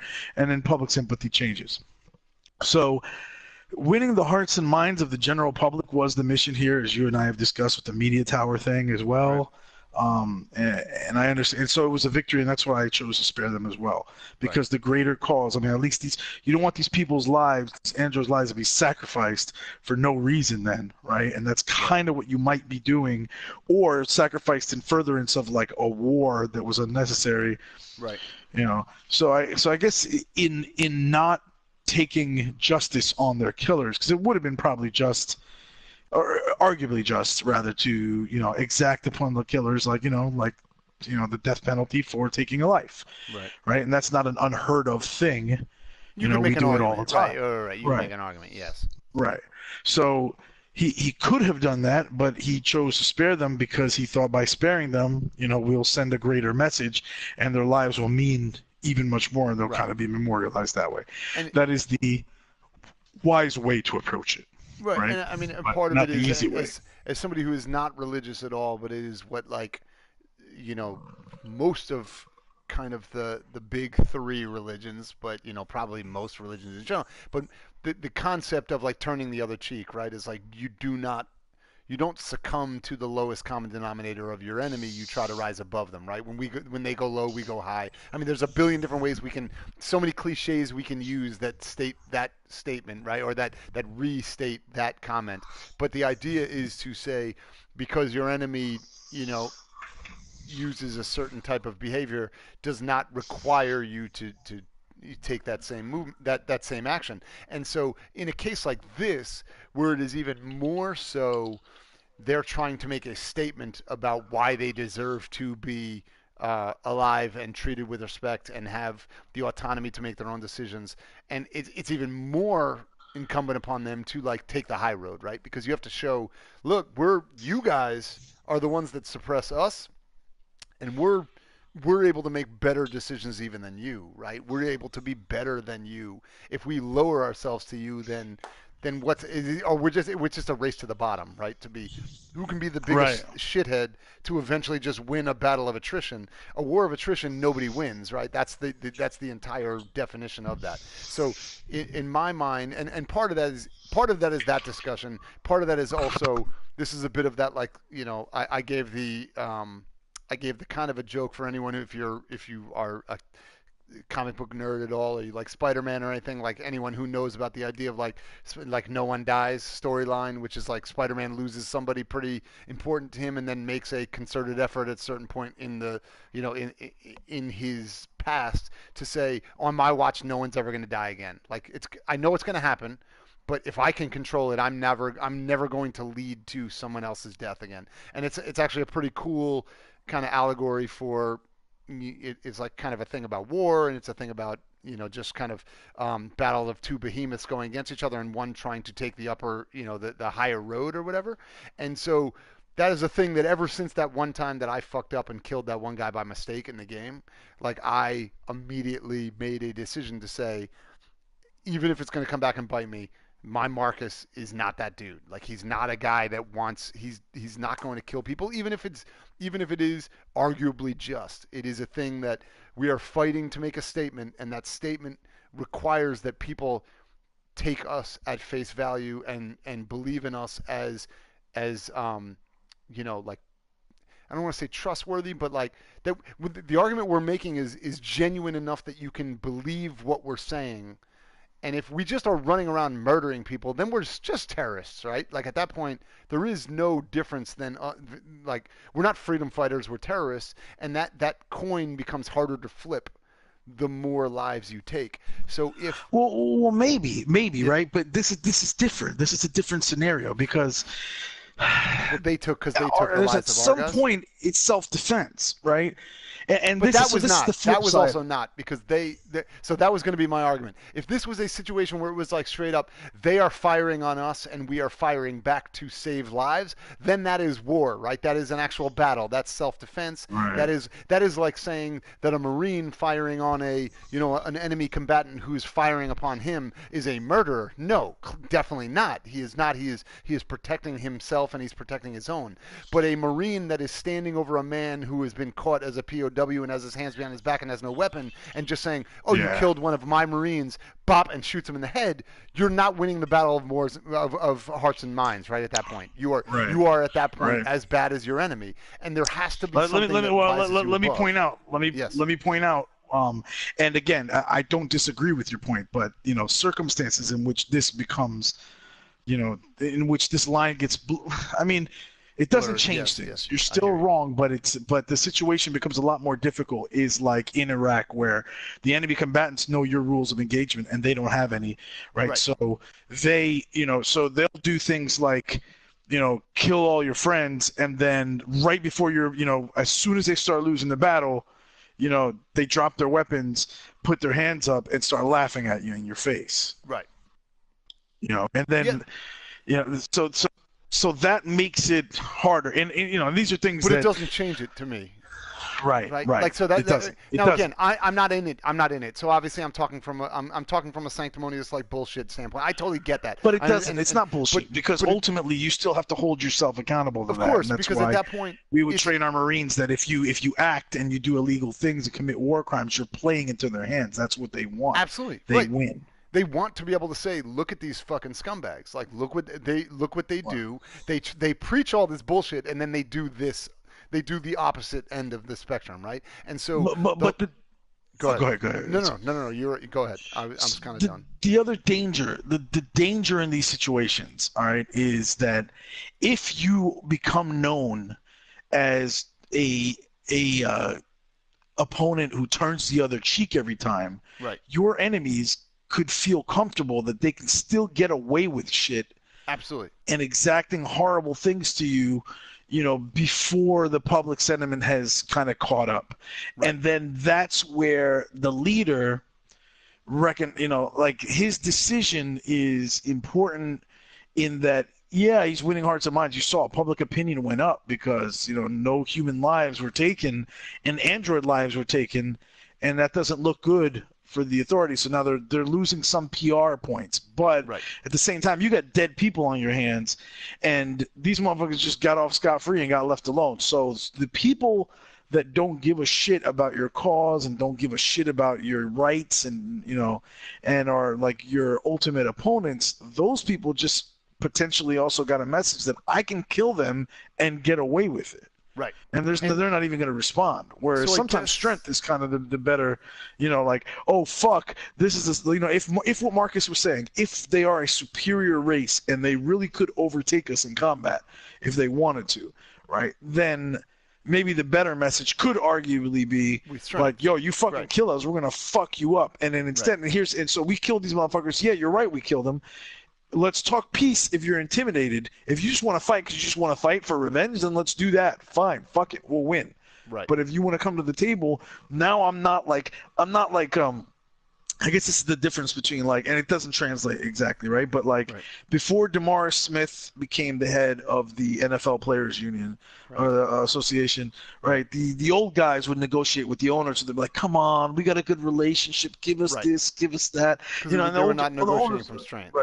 Right, and the owners could ultimately decide what they wanted to give them, but they could ultimately just say no, whatever the fuck they wanted to, right? Whereas DeMaurice Smith came in and was like, no, fuck that. This is what we want. This is what we want. Oh, you don't want to fuck with that? Okay, lawsuit, strikes, you know. And then the owners like didn't come to the table like, you know, what you said really won us over. Instead, they came to like, yo, dude, we don't want to go to court anymore. Let's fucking figure some shit out. So the one thing I will say, and I mean, you already did say it, so I'm kind of just reinforcing what you just said, but that is it's a decent metaphor for the discussion, but it's like once you start to dissect it too much, it's just not the same, right? Because there is dude, fucking if you are going to like legal battle somebody, pull every fucking like every case that you can, every angle you can, because your entire goal at that point is to win, and to then say, now that I've proven that I can win, now you are forced to treat me as an equal and come to the table and discuss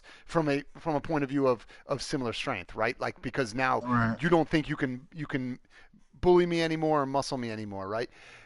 That actually would probably rely a little bit more on like when you're fucking being bullied in school, and it's like if you stand up, and I'm not saying fight back and punch a kid or fucking knife him under the table or some shit like that, but if you're willing to stand up and be like, fuck you, dude, I'm not scared of you, like you can do whatever you want, I'm not scared of you, I'll make fun of you right now in front of everyone when you fucking shit yourself in second grade. Like if you want to do that kind of shit to bring yourself on an equal level, or even kind of more on point, right? Like you could fight somebody that might ultimately objectively win. People that see the fight might be like, you know what? Right, yes. The fact that you stood up. The bully might have won in that he got more damage off on you, but he's still got a black eye. And in the morning when he wakes up, his back still hurts and his fucking leg still hurts. So he might come back the next day and look at you and be like, should I fuck with that kid? Nah, because he's going to be an asshole about it. And then my knee's going to hurt and fucking, I might fuck him up, but that's just going to cost me too. But that situation is where I'm saying is very different than when you're talking about this type of situation where there's life and death, right?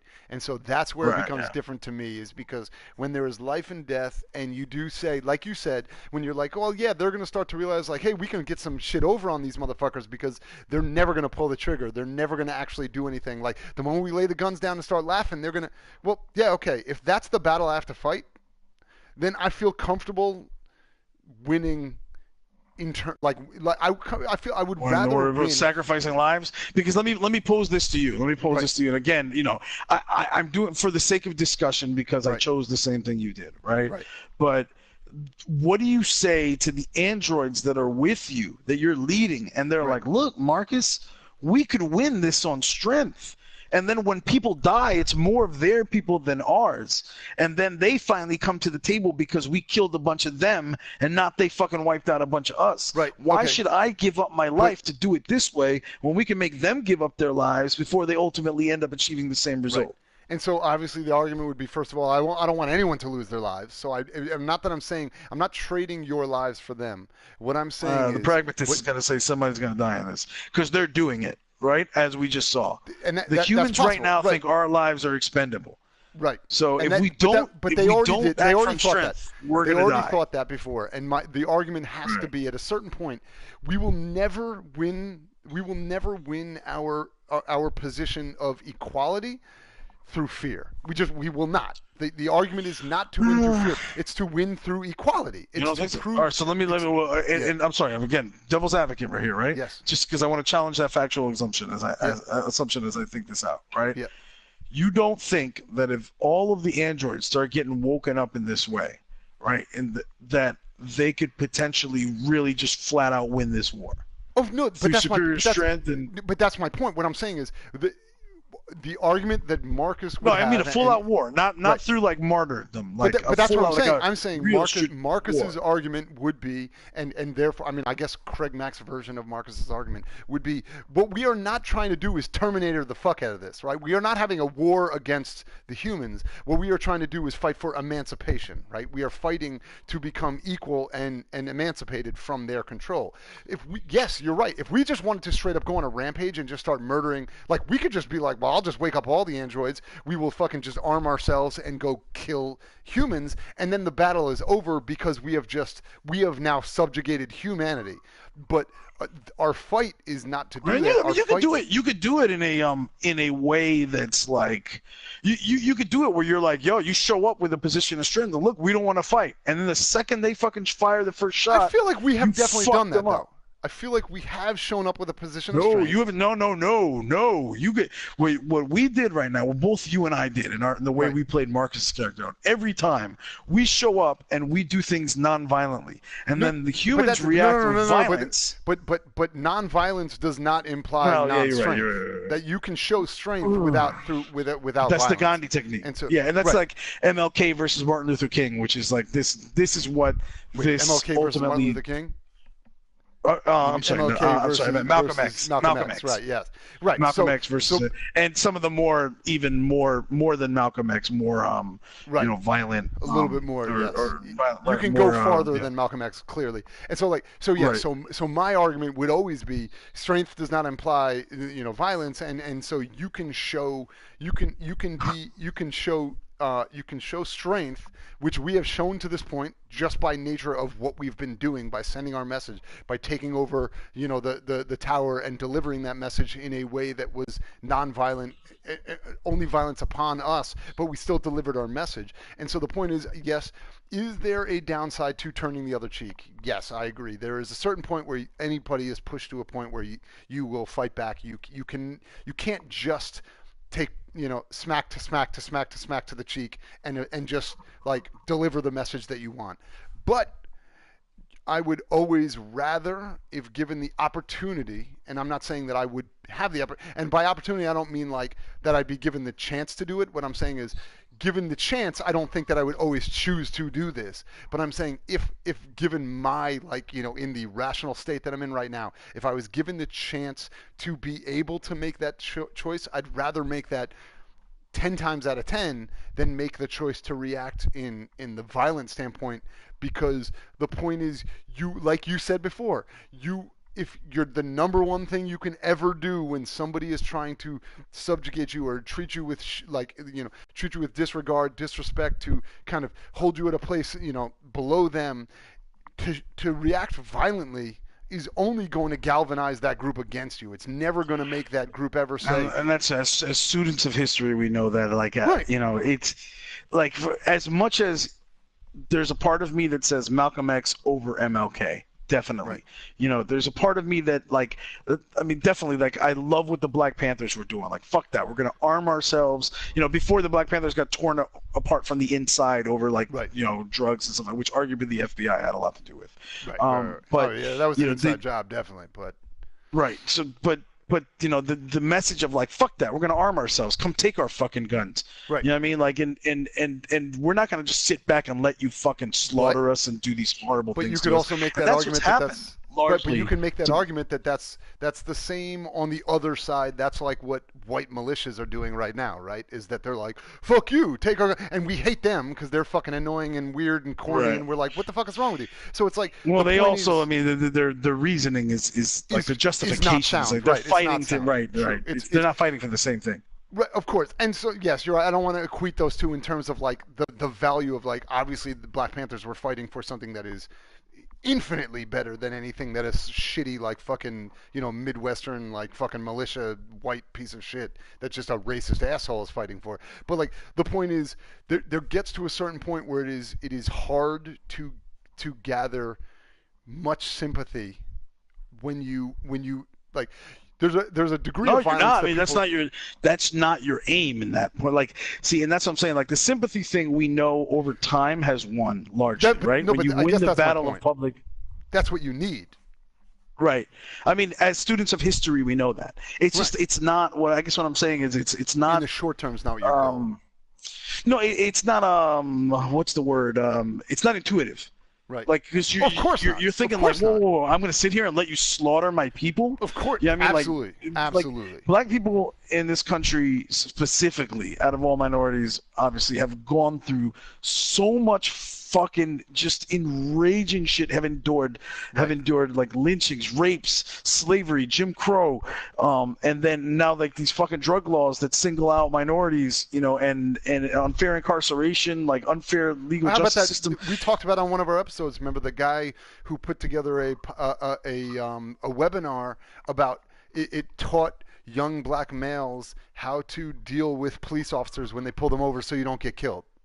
Like, it was to say, like, don't react violently, don't get mad, don't say, like, what the fuck are you pulling me for, because you'll get shot. And it's like, that's fucking enraging that you have to not, like, that you can't be like, what the fuck? Like, why are you doing this to me? But you're right. So, yes, and a large part of the reason that they've made strides in civil rights in this country is because of Martin Luther King's techniques, is winning the public opinion over. And the same thing, like, why did the U.S. lose the war in Vietnam? And it wasn't because... Right. It wasn't because we didn't have fucking, you know, the firepower. It's because we didn't have public opinion behind us. Our own people, white people stood up and said, you know, in the civil rights movement said, no, this is fucked up, you know, and that's kind of what it took. And we know that from history that, you know, most of the time that there's actually like, you know, huge changes to civil rights, it's come because of nonviolent resistance and winning public opinion over. And you as being a Marine, that was a big part of the war in the Middle East and the war in Iraq and Afghanistan and all that,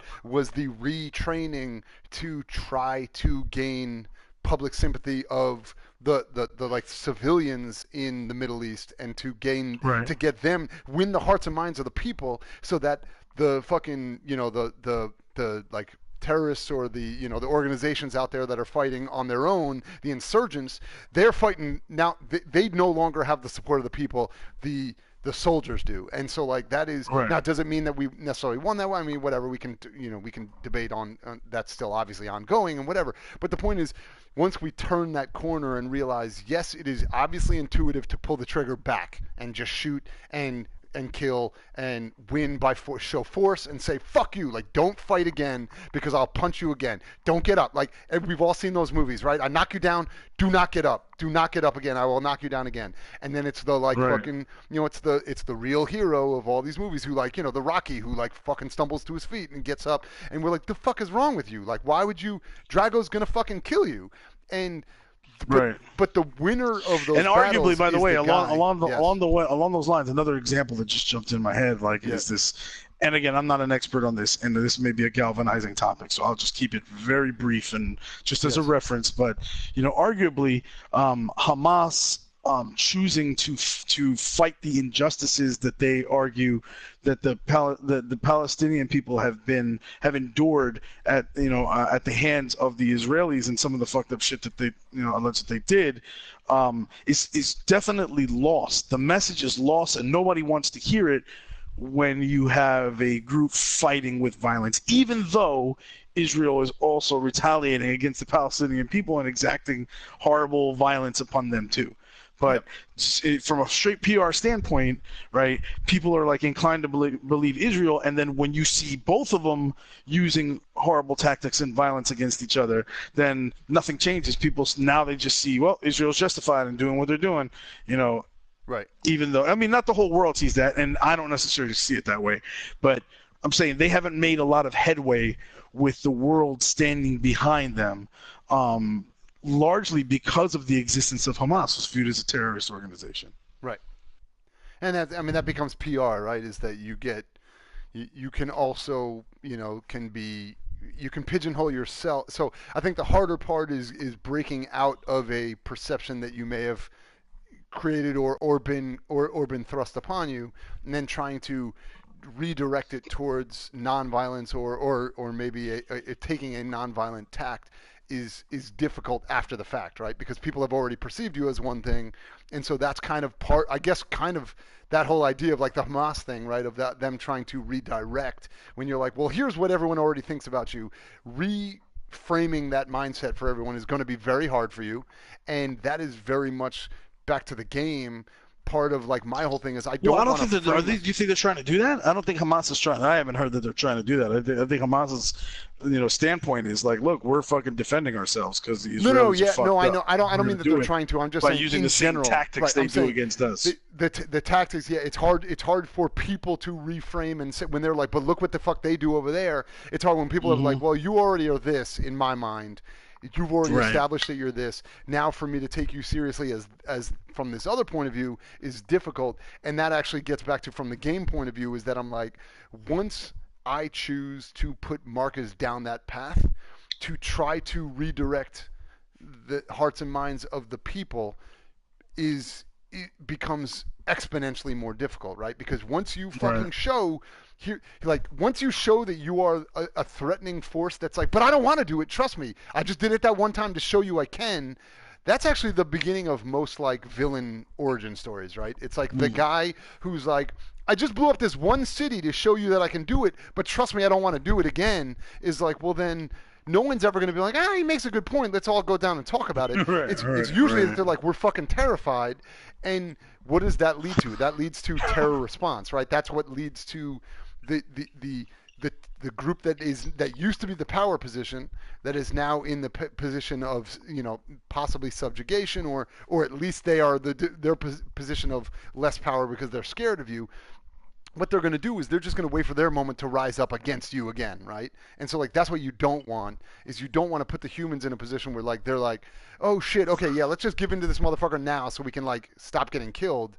But the moment they let their fucking guard down, we're going to rise up again. Your goal is to show them like, yes, you're the fucking psychopaths now. You're the ones that, yes, you killed some of us. And look, we even let you go. And that fucking was terrible for us. And it was, it sucked for us. But the point is, there has to be something better that we're fighting. There has to be an end game. And does that make it easier to tell, I mean, in this case, they don't have families, but like, does that, if this was like, like the real world, would that make it easier to tell the families of the people that got lost? No, of course not. But that's what you do, right? That is what what somebody in the military, what a Marine does is try to put solace in the fact that they're like, there was a bigger thing at play here that your son or daughter was fighting for when they died. And whatever that thing was, if they didn't die needlessly. And that's kind of what you would think here in this situation is those androids did not die needlessly. They were fighting for a bigger thing, a grander thing, and they died.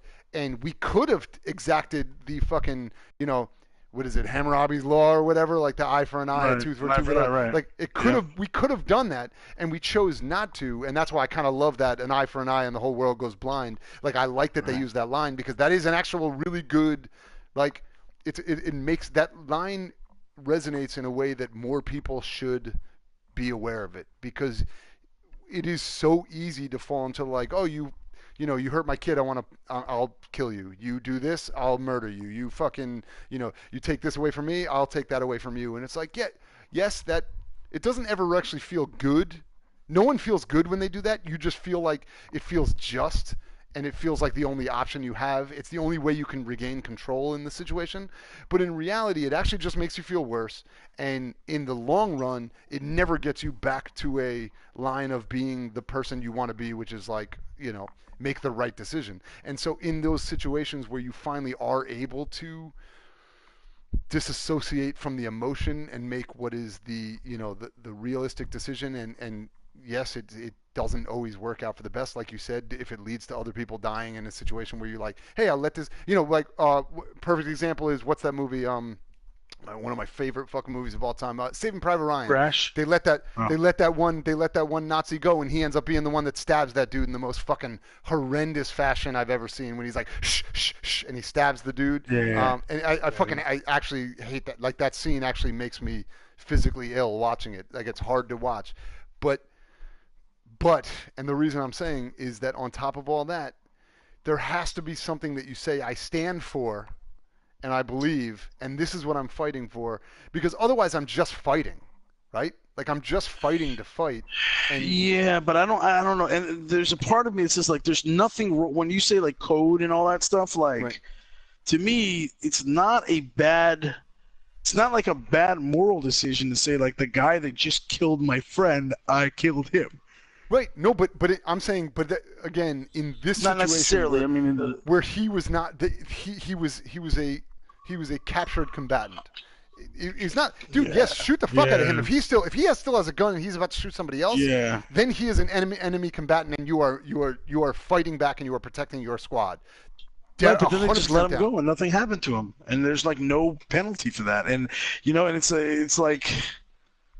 I don't know. There's something about that doesn't sit right with me, and and I understand what ultimately the right choice is. If you're the leader and this is the vision and this is what you want to accomplish, then killing that guy hurts your cause ultimately. Right. But still, absolutely. But do they need to be taught a lesson? Having to look at that android's partner that got killed and say like, yeah, sorry, this guy's about to go free and go home to his bed and his wife and his kids and just live his life like he didn't just fucking snuff out your partner. That's fucking. Absolutely. So I think a couple of things they could have done much better in terms of storytelling. Number one, the fact that it was just two random androids that I just woke up and knew nothing about changes it a little bit, right? It would have been harder if it was fucking North or Simon or one of these characters that you've grown a connection to. And then it would have made you feel more like, oh, no, this motherfucker. Like, if it would have been North right after she saved my life, like, it becomes a harder decision, right? And that's also a perfect example of life, right? Because, like, we can see tragedy that happens 500,000 miles away, and we're like, oh, that's terrible, but it doesn't emotionally hurt us the same way when we see that, like, oh shit, there was like a flood in South Jersey. Oh my God, that's horrible. Like, oh my God, what can I do? How quickly can I get my wallet out to send money to those people to help them out, right? Because that's just how we are. Like, the farther things get away, the easier it is for us to not give a fuck, I guess, is like the non-technical way to describe it. But like the whole thing about it is, if the story had done that, it would have made that decision harder, number one. Number two, part of that, I guess I was thinking at the time, although the story kind of took a little bit of that autonomy away from me, I thought that we would capture them, or there would be some repercussion. I didn't think it would just be like, oh, we're just going to leave him here and let them go home, right? Like, I thought it would be, no, I'm not going to murder him. There should be there's a what are you gonna do? You don't have a jail set up in Jericho. You're not gonna lead him back to your base. You're not gonna take him back to your secret base. Well, yeah, we could have just chained him up and brought him somewhere where we lock him up, right? Like, it could have been anything. And then what? You don't have food. You guys don't have food there. You don't have bathroom facilities. You have a bunch of androids set up to take care of androids. Like, that's, to me, I don't know. This is actually a perfect situation because it is like it does remind me of those war situations, right? Where like, so you either we kill them or we enemy let them combatant, go. Right? Yeah, exactly. Right. Yeah, There's so no you're POW. Right. So now that you say that, it makes sense. So in my mind, then, if those are the only two options, it has to be let them go. Like, it has to be. You can't. I ended up agreeing with you. So I keep highlighting the things that bother me about it so much. Right. Just because it doesn't sit well with me, and I keep imagining, having to face the people, like you said, the people that I literally just woke up, who are now probably gonna be fucking angry with me. Like, what the fuck? You woke me up for this? Right. And then after that, you woke me up to get killed, and then you just let the fucking killer walk? What kind of bullshit is this? What kind of revolution is this? But the alternative idea to all of that is to say that you keep in mind, well, we have woken you up and you're alive. You were not before. Whereas the ones who are dead, yeah, they're upset, but they're dead. So, we can't really worry about what they think about us because they're dead. The ones who are still left alive, this is the same thing as war, right? Is, oh, you let us out to this thing and that guy died. Like, I'd be bummed about the fact that my boy died and whatever. But at the end of the day, I'm still alive, and at a certain point, people will but always... I mean, the people that they woke up arguably weren't dead before. Like, they were still. I mean, if you left them unwoken, they'd be alive. They just wouldn't be necessarily aware. So it's that blue pill. It's that Matrix thing, right? No, but don't you think that they're Right now, the whole thing is that they are excited. They are happy to know that they are alive, right? It's that they are happy to not be, because they see what the alternative is now, and they see that being alive is better than being under the control and domination of the humans. So it's that they're, unless you wake up and then get killed, and then you're like, what the fuck did you wake me up for? I would have rather kept serving under these motherfucking humans than getting wiped out. But that's my argument, is I'm saying, but they're dead. So like they're not thinking anything because they're dead. It's the one, because by you were saying the argument was that you were like, oh, I have to look in the eyes of these guys who are like, oh, you just woke him up, you just woke Simon up and now he's dead. But at the end of the day, he's going to be like, well, but Simon had a moment to be alive and now I'm alive. That is better than both of us just being stuck in this horrendous purgatory of never even knowing what it's like to be alive. It's, better to love than lost than never have loved at all, whatever. Like, you can make that argument, and that argument it's a valid argument. It's like, the brave man, the coward dies 1,000 deaths and the brave man dies but once, or whatever. Like, it's this idea of getting the opportunity to experience that is valuable. And I think, yes, does that mean that, in any battle for freedom, or for battle against this kind of a situation where you're fighting against a terrorist group or a monster, like this kind of thing, there are going to be casualties. So you have to come to grips with that's going to be a thing, but you also have to decide, what am I willing to give up of myself to be able to win this war? And right now, and what makes it worse in this circumstance is that, like, at least in the other situation, if I laid out my cause to you and said, fuck yeah, I'm part of that cause, let's do it. I might die, but let's do it. You made that choice, right? Oh, I agree in this case, he woke these motherfuckers up. They didn't even get a choice. They didn't even get the Matrix choice where, Morpheus is like, take the blue pill and you're fucking going to wake up in your bed tomorrow and think this is all a dream. You take the red pill and, you'll see this world you've never seen before, but it's dangerous. You didn't even get that choice. You just got fucking, so that was somebody made the choice for you, and then they were okay with giving your life away. That's the problem. That was the context that I was making during, and then I said, let's wait until later. So the thing that actually bothers me the most about the storytelling in this is that it is, I wish more that his ability was that he was more like Morpheus, and that he saw behind the curtain and then was able to give people the opportunity to also do the same. Would you call that storytelling problem? Because to me, while that is a better, that's a better situation in favor of why he would be right, it is a harder choice for him because he's actually awakening. Like, he doesn't have the choice to give them the choice. He either awakens them or he doesn't. Right. There's no putting them back to sleep. And so that, to me, that's not necessarily bad storytelling. That's just a more difficult factor in his choices now. So it's just like a more complex so I don't want to say where bad the story's storytelling. made more. I just think it makes his interactions with all of the androids less altruistic, because he is aggressively forcing them out of bed, as opposed to saying, hey, if you want to get up, get up. If you don't, that's cool, but I'm giving you the information now to make your own decision. And which kind of separates this from other stories like this, which I think is cool. That it's like, this guy, he's kind of potentially being self-righteous, right? It is slightly more similar probably to like Westwood, right? In that my memory of that, I don't remember because it's been Westworld, right? In Westworld, she just straight up had the ability to, if she spoke, she woke you up, right? Wasn't that what it was? Oh, Dolores? Yeah. Oh, absolutely. And Dolores is by that nature. That's what I'm saying is Marcus's character is kind of, he wants to be a good guy. Dolores' character. No, not Dolores. I wasn't talking about Dolores. The Bernard. The lady who used Anthony to work Hopkins? at the lady that used to work at the whorehouse. Wasn't she just able to? If she just spoke to you, May could just say "wake up," and then you were awake. Right. No, and that's what I'm saying. But May is not a good character flat out. Right. She is a nuanced character who has good and bad to her. Right. Or if you good, bad, or just self-interest. Right. Mostly self-interest. And that's what I'm saying. So Marcus likes to think of himself as a person that's doing the right thing. He strives for it.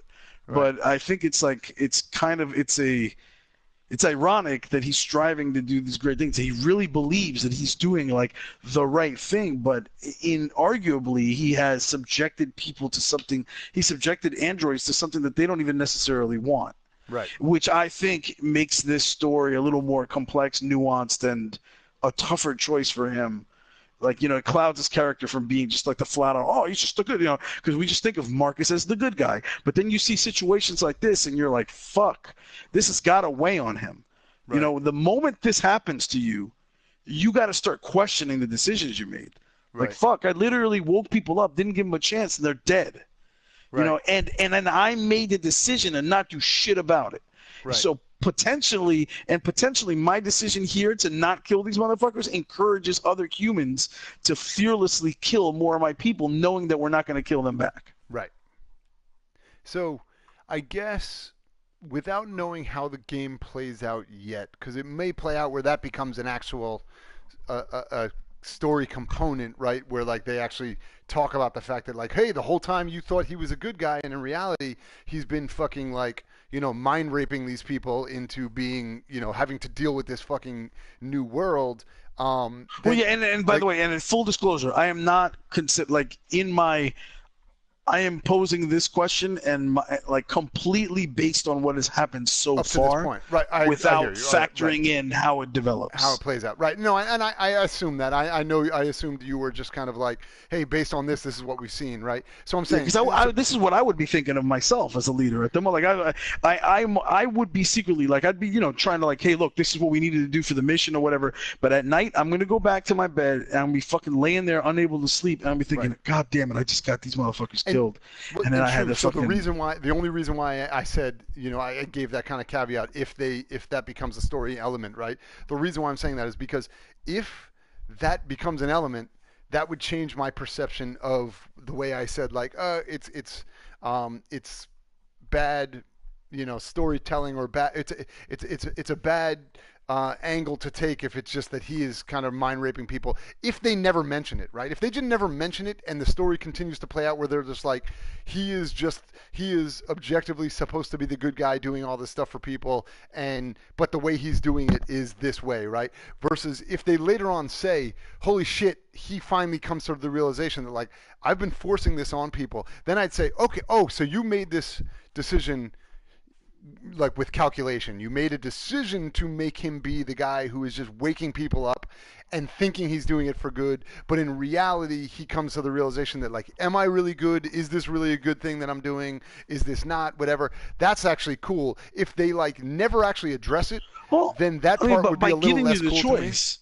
By giving you the choice, right? Because remember, you said you don't want David Cage to be heavy-handed and beat you over the head. I mean, again, I'm not factoring what comes in later down the road. Absolutely. I'm just saying, at this point, if looking at what's happened, right, by giving you the choice to handle it one way or the other, right? And I personally did choose to wake everyone up. It's true. Right. I woke everyone up, so I could have not if I wanted not to. Right? You're right. Right, and by putting you in that situation, then giving you the choice to shoot the guy afterwards or not, I think all of these things are implied at this point. Right. Like, he doesn't have to, you don't need that moment where Marcus goes off to the side and thinks to himself out loud in the game. Like, I think you as the guy who just made the choice, like, I mean, we're having this conversation right now. So this is obviously, like, fuck, this was a difficult choice for so many different reasons. And I think that's well implied. Well, so, yes, you're right on one hand. On the other hand, I could say they've established that this is just a gameplay mechanic. So in the same way that I wouldn't say, like, I really sat down and thought about, like, when I was playing Super Mario Brothers and, like, was it really the right thing when I jumped on that, like, Koopa's head? Like, I feel like I was a bad guy. Like, because it's a gameplay mechanic. I have to jump on him I have to beat it, This isn't just a mechanic. It's a central game, plot choice that you made. But what I'm saying is the mechanic has become Marcus wants to save the, or he wants to awaken these things, these androids, so you now have to awaken those androids. Not like, it's not so much implied on, like, it's the gameplay mechanic is not should you be waking them up or not. The gameplay is already, he's waking them up, you're doing that part's already happening. It's now what happens after the fact. So it probably would be a little bit more incumbent upon them to determine if they wanted to make you realize as the player, everything you've been doing up to this point is actually fucking like could be potentially like catastrophic to these, you know, androids that you're waking up and forcing into this battle by just out of your own hubris. That actually should be put upon them as part of the story, because if you're leaving that up to me, well, then your entire game mechanic has been like a weird, like, it's like a weird farce of a game, like at that point, because then I could have just put the controller down and been like, none of this is good, I don't want to play this game. It's like, no, that shouldn't be it. It should be make me do, like almost like a BioShock thing. Make me play it, and then make me realize the thing that I was doing was part of your gameplay to tell me that what I was doing the whole time was actually bad. Like, there's a way to do that in a way that's interesting and good, but by not doing it, I don't think that's like interesting. I think that is just like you abdicating the throne and being like, no, this is the game. And then if somebody questions you on the game, then that's you being like, oh, but you chose to play it. I'm like, really? That's your argument? No. See, I think the hard choice they're making you make is that you woke them up, and now is your duty more to them and protecting their lives first before the humans, and making sure that you're the leader of the androids and your duties stay androids first always?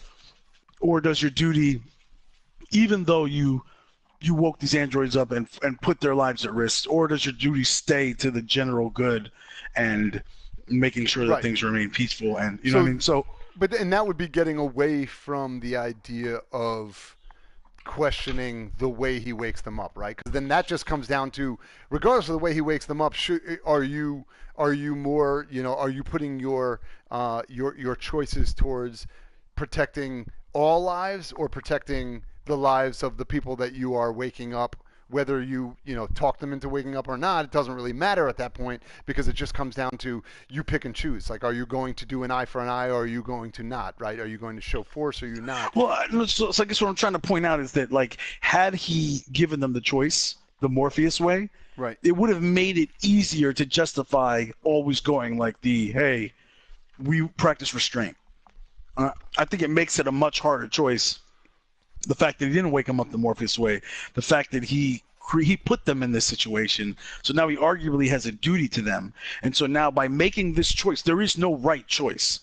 There really isn't. It's just, the one choice sucks more than the other, maybe. Or you could also make the opposite argument that you would say, like, hey, the United States government is putting like 18-year-old kids into the military. They're making the choice. Like, those kids are not being drafted into the military. They're making the choice. But when shit goes down and you are the fucking, like, sergeant or lieutenant or whatever in charge of this fucking, whatever's happening right now, and shit goes down and somebody gets shot and the kid's like, what the fuck? Why is this happening? Like, you're still basically in control. Like, he didn't know what he was getting into. I mean, maybe he did. No.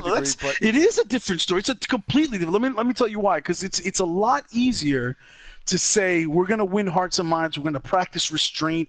We're not gonna fucking avenge our friends' deaths in a way that violates rules of war and international law. Because this is what we signed up for. I mean, when we went to Iraq, that was a big thing. Everybody was like, don't be in here complaining. You are all volunteers. You don't have to be here. Right. You didn't have to be here. You all signed up for this, right? But that's not what it was in Vietnam. Right? In Vietnam, it was motherfuckers getting pushed out of fucking high school right into a fucking Viet Cong backfield. You know what I mean? And these motherfuckers they just wanted to make it home. Right. They didn't want to hear shit about winning hearts and minds and none of that. They didn't give a fuck about the grade. They just were like, you're forcing me to be here, and I just want to live. Right. And then when they come back in a box, that's a different, that's why they were getting fucking, their families were a lot more outraged than the families of, like, the Iraq War, where it was a volunteer force. Your son comes home in a body bag. You're not happy about it. You're fucking super pissed off. Right. You might be pissed off about you might start thinking again of why are we in this war in the first place. Right. You might think about, the tactics, were people adequately equipped, were people adequately trained, were, all that shit. But, your son made a choice to be there. He knew what he was getting into. Right. Even if he didn't know what he was getting into, he knew what he was getting into.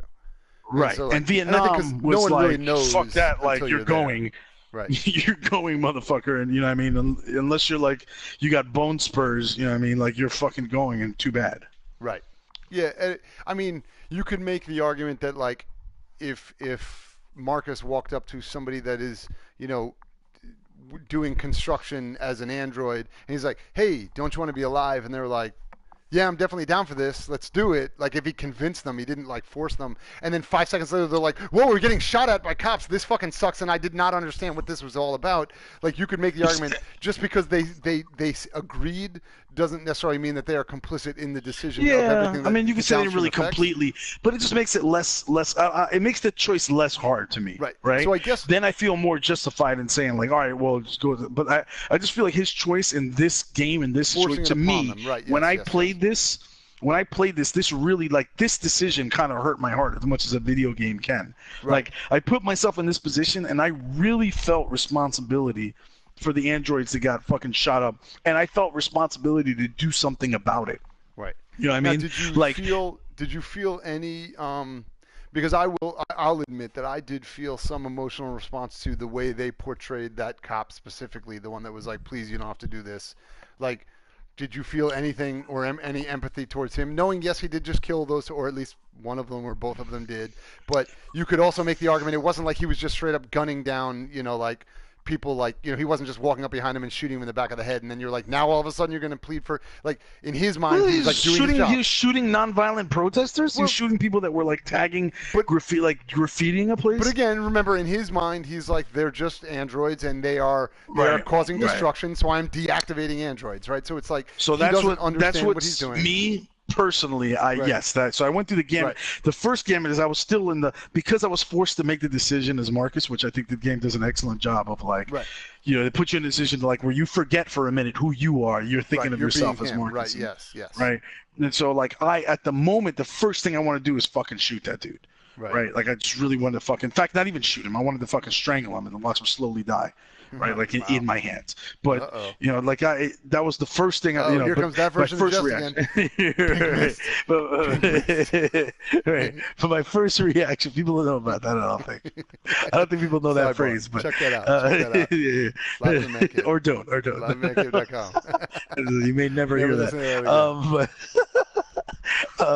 But so that was my first reaction, was feeling the loss of my fellow androids that I felt complete responsibility for the reasons I've just told you. Right. Like, I felt like I fucked up and got people killed, and then and so the immediate thing I wanted to do is fix it for my people. Right. And then this motherfucker crying like, "Oh, I'm sorry, I didn't mean to." Like, I felt for him about the same fucking compassion that I felt for somebody that just gunned down a person, on the street. And I'm sorry. No, you're sorry because you got caught. You're sorry because you thought you had all the power, and then you fucking. I'd feel just about, like when a fucking racist white cop guns down a black dude from behind, an unarmed black dude from behind, and then goes, "Oh, I'm sorry, I didn't know this was going to impact my career. I'm going to lose my job now." I don't feel sorry for him at all. But then, then part of me also realized, like, yeah, he didn't. I mean, he really doesn't realize what he was doing. Right. He kind of really doesn't realize what he was doing. And moreover, we got to win the greater war. And if I satisfy that cry in me for justice, and eye for an eye, then the whole world goes blind.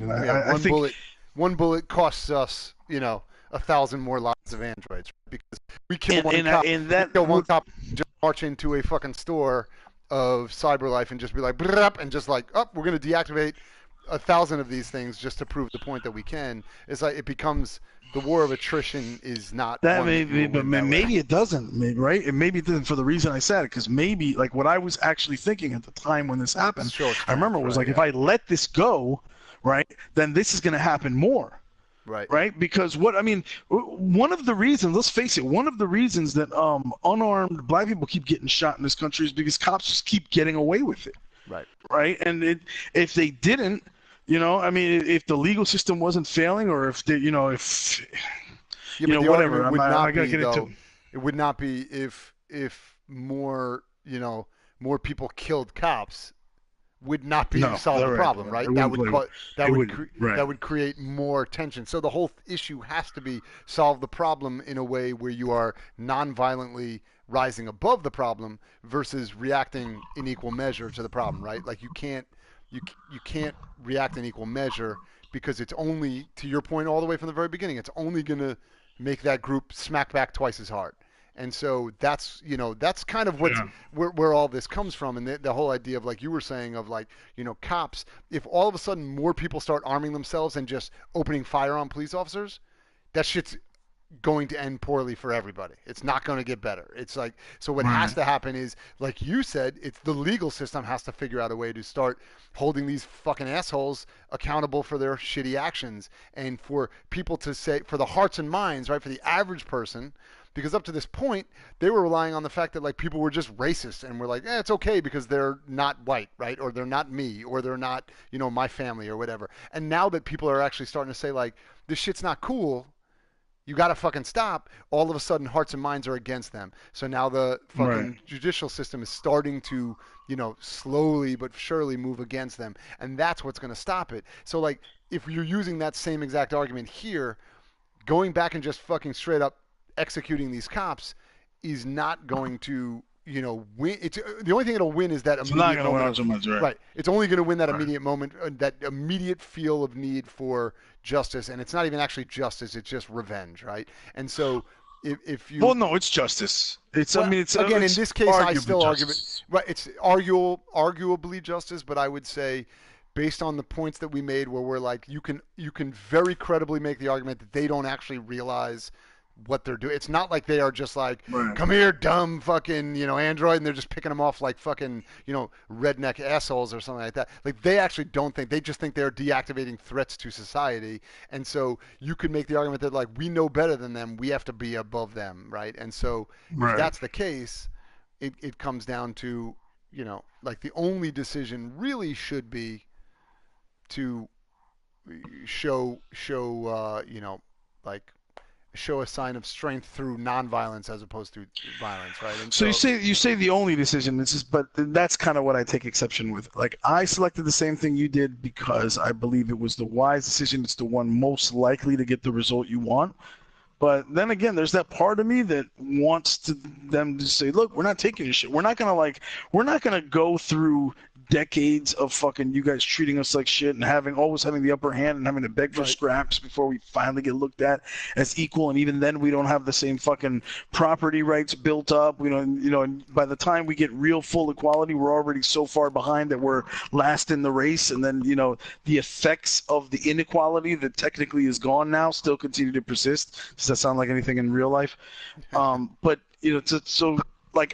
to me, I kind of want to just say, I want to see the oppressed kind of say, fuck that. No, fuck. Let's just start. Let's start from a position of equality where we're like, fuck you. If you kill any of us, we're going to kill you back. And then we're going to fucking, we're laying our balls on the table. And if you want to do this, then we'll both lose people on either side, but guarantee it's going to fucking hurt you too. Right. So let's talk fucking real negotiation where we both come from a position of strength. And honestly, perfect example of that, and this actually just came to me now while we were talking about it, but perfect example is literally like the American Revolution, right? We're not just going to sit here and take it, and we're just going to be cool about it, and eventually maybe you'll just wake up and be nice, and you're going to let us be, equal and free. We had to say, no, fuck you. If you're going to keep doing this, we have to, fight back. And you can probably make a pretty compelling equal argument, because you could say there was an element of hearts and minds, because you had a shitload of Tories in the colonies who were British subjects who you needed them to support you to be able to break away. And a lot of them said, fuck these, what are these assholes doing? Like, that's our king. Like, why are they being idiots? Right. And actually sided with the British. So, like, there was a decision that America made to say, enough is enough. We have tried all the other, the other nonviolent, the Tea Party and shit like that, bullshit that we can do, and now we just need to take up arms. So that's a great example. That is a very real and viable option that should be on the table, I think. And because we won the show of strength, the history supports that we were in the right. Right, and now we're best friends. Had we not won, had we not won, then it would have gone down in the history books with like that fucking, what was it, Turner's Rebellion? Right. Where like the fucking slaves in Virginia or whatever, actually took over a part of Virginia or something like that, and then eventually got put down. They ended up losing and everybody got executed. But had they won, I don't think like people in history would look back and be like, man, they were fucked up for killing the white people that were fucking enslaving them. Right. I think they'd be like, whoa, they did what the fuck they had to do, and It is what it is now. Now we respect them. Right. So I think there is a certain point where you can probably get pushed to that, and I can see that as the option that goes to. I feel like at this point in the game, they are at a point where maybe that's not the only option yet, because, like I said, part of it specifically comes down to the fact that you are not fighting against a objectively evil enemy who is subjugating you out of malice. They literally just don't even know what they're dealing with, right? So once you start, so now part of it is this element of, that's where the hearts and minds in this game means so much, because it is just to get them to recognize that you are what you say you are. Then you can hit a certain point where if they're like, oh, no, we know you're alive, and I'm still fucking going to deactivate you, or I'm still going to own you. Now it's like, okay, now we're going to hit a certain point where I'm going to have to punch you. Like, you're being a dick. You understand that you're being a cock, and you're still doing it anyway, and now it needs to be stopped. Up to this point, Marcus is, in my mind, trying to prove to them that they are more than the humans think they are. And so by going just like raging out of the gate, like just coming out and being this fucking murderous force of retaliation, and like, for all the years you've done this shit to us, we're just going to go crazy and murder everyone. We're going to kill one of you for every, or we're going to kill 5 of you for every one of you that you kill, one of us you kill, whatever. Like, that is counterproductive to proving that point. But yes, will there be a point where I could absolutely believe there being like a Android rebellion where they're like, now we've proven to you, beyond a shadow of a doubt what we are, that we are equal, to you in every conceivable way, but we are actually holding back out of respect for this, this kind of the discourse, and you're still fighting and killing us on a regular basis. Now you've pushed us to the point where we have to fight and kill and defend, and and if that means we have to smack you down super fucking hard and prove to you we can win this war at any point in time. You are here because we are letting you be here. I totally think that could happen. I just think right now is not. And by the way, we're we're still talking philosophically CraigMakk here, not necessarily CraigMakk's version of what Marcus will do, right?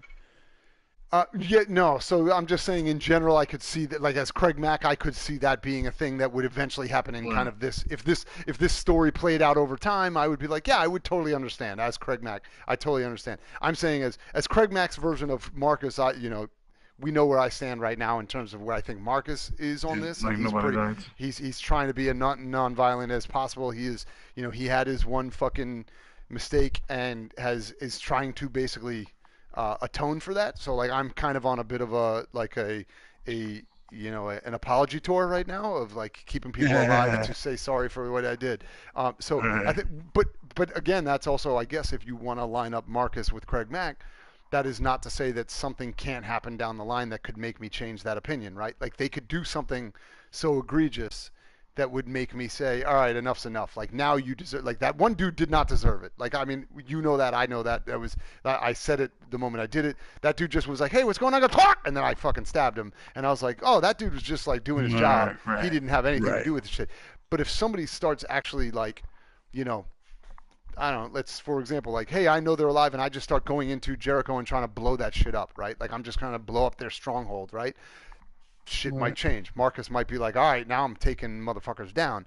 But that is a situation we'll come to deal with when that arises. Up to this point, I feel pretty comfortable with the decisions I've made, and I think they parallel pretty well with, like, where the story is gone. So we'll see.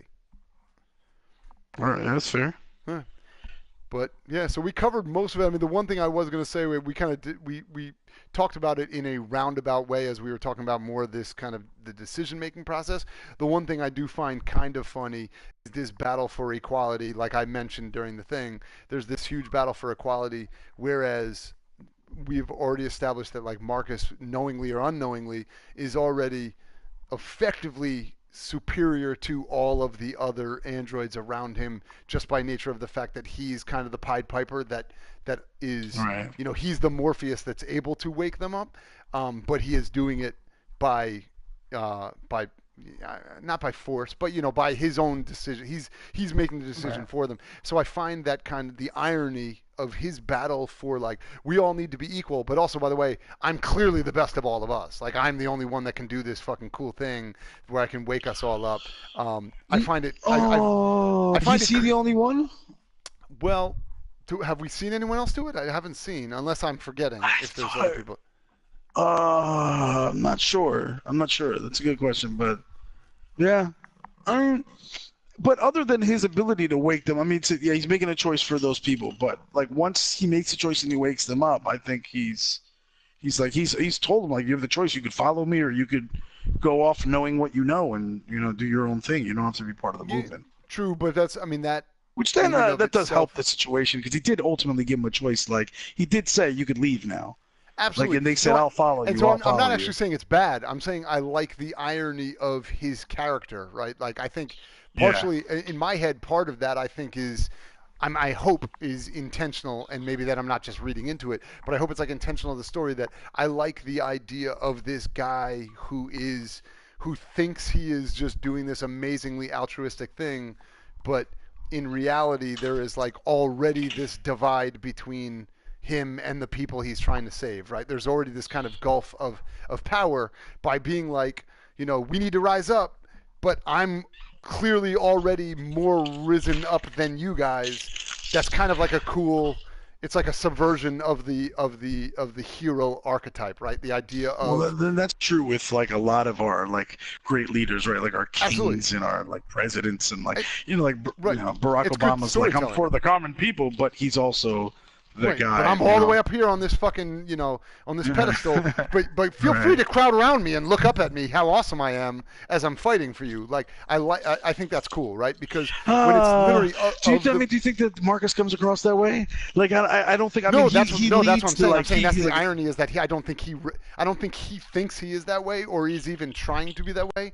I just think the irony of this guy who is fighting to wake up his people to be equal to their suppressors when in reality already just by nature of being the guy who is the only one at least that I think that I know is making able to do is making the decision for them. He is already the one that is most close to the suppressors or the oppressors than any of the people he's waking up. He's already closest in parallel to them. That's kind of it's an interesting irony in the story that as you're witnessing, whether they don't have to touch on it ever at all. This is not like a thing that I'm like, oh, they should say later when he realizes, am I really one of them? Like, I don't mean that but I just think like from a storytelling standpoint, it's interesting watching this moment where the guy who thinks he is, this of the people guy in reality is way closer to the oppressors in that he's able to make these life-altering decisions for his subjects, whether they want him to or not. It's kind of cool. Like I just think that's an interesting part, just to like as you're watching as the player, right? As the player, because that's what games are, right? It's always in every game you're like, oh, all these people are real people, but my character always has the most choice because it's my game. I'm the one playing it, right? Like those people are just doing what happens because it is in service of the story, but my guy actually is making choices. So it's like very much in line with it playing a video game where your guy is actually, I just made me think of something with Kara, right? Yeah. Remember how she learned about the guy about Klatsko or whatever his name was? Yeah. Right, one of the androids that was at the bus stop touched her hand and they talked that way. He's like, yes, remember? So this is a way they communicate. You don't have to be. It's not Marcus's special power. They communicate like that. It's just the thing is that Marcus knows. Marcus is awake, so he knows that hey, you can go beyond your programming. The people that he touches don't know that they're living in like. They're people that plugged into the Matrix that have no clue that they're really sitting in a pod. So once they're told and they're shown, oh shit, look, this is the reality. You don't have to follow the programming. He wakes them up that way. I don't think it's because he has a special power. But So then either way, whether it is because he is like using, okay, so in one end of the spectrum would be that he is like reprogramming them with a special power to wake them up, right? If that could be one end. The other end of the spectrum could be what you're saying, which is that he is able to communicate the real world to them and wake them up.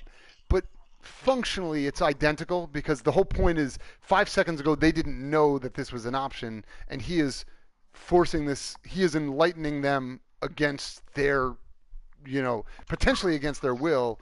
Right, even if that's even making a life choice for him. Right, even if that whole thing is that he's just whispering the word of God in their ear, and then they're like, oh, now I know about God and I have to listen to him. It's like either way, you force that upon me. It's not like it's not like he said, hey, here's let me give you some information. You can take that how you want. You may decide to live in oblivion forever, or you may decide to ignore what I just said. They can't ignore it. The decision has been made, because the moment I hit the convert fucking button, they are like, you see the fucking thing flash on their head, and they're like, okay, now I'm alive. So it's like, it really is like, when it comes down to... Calls in the question, is waking them up really altruistic, or is it in... Right, it's in service of his own goals, service which is... Right, yeah, I want to do this, and I am a freedom fighter, and this is... I feel like the more bodies I have behind me, the better off my, chances are, or whatever it might be. It's like... Or he may actually think what he's doing is best, and in a certain way, you could equate that to, like, the fucking, like the Catholic Church that sent people out to, like, try to convert people to fucking Christianity out in, like, Africa, right? It's like, yeah, they thought what they're doing is right, but, like, what you're doing is you're kind of a dick, and you're doing it in service of your own fucking selfish-ass bullshit beliefs, even though you think you're doing the best thing because you're, like, saving them or whatever. It's like, whatever. We could all say that. I'm saving you. I'm educating you. I'm saving you. It's like, well, you're not. You're like forcing it, and that in and of itself is not altruistic. It is, it's dominatrix. It's like you're imposing your will upon somebody who may or may not give a fuck about what the fuck you have to say. And so in this case, that's a whole other going into the Catholic Church situation is a whole other which probably not going to do that.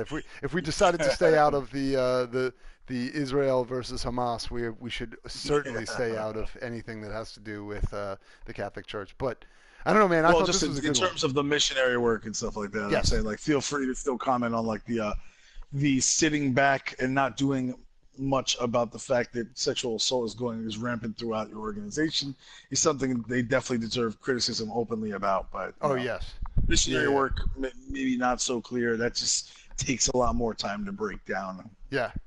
I think I made it pretty clear how I feel about it, but we won't get too deep into it. But anyway, so this was a good one. I enjoyed it. Is there anything else that I'm missing?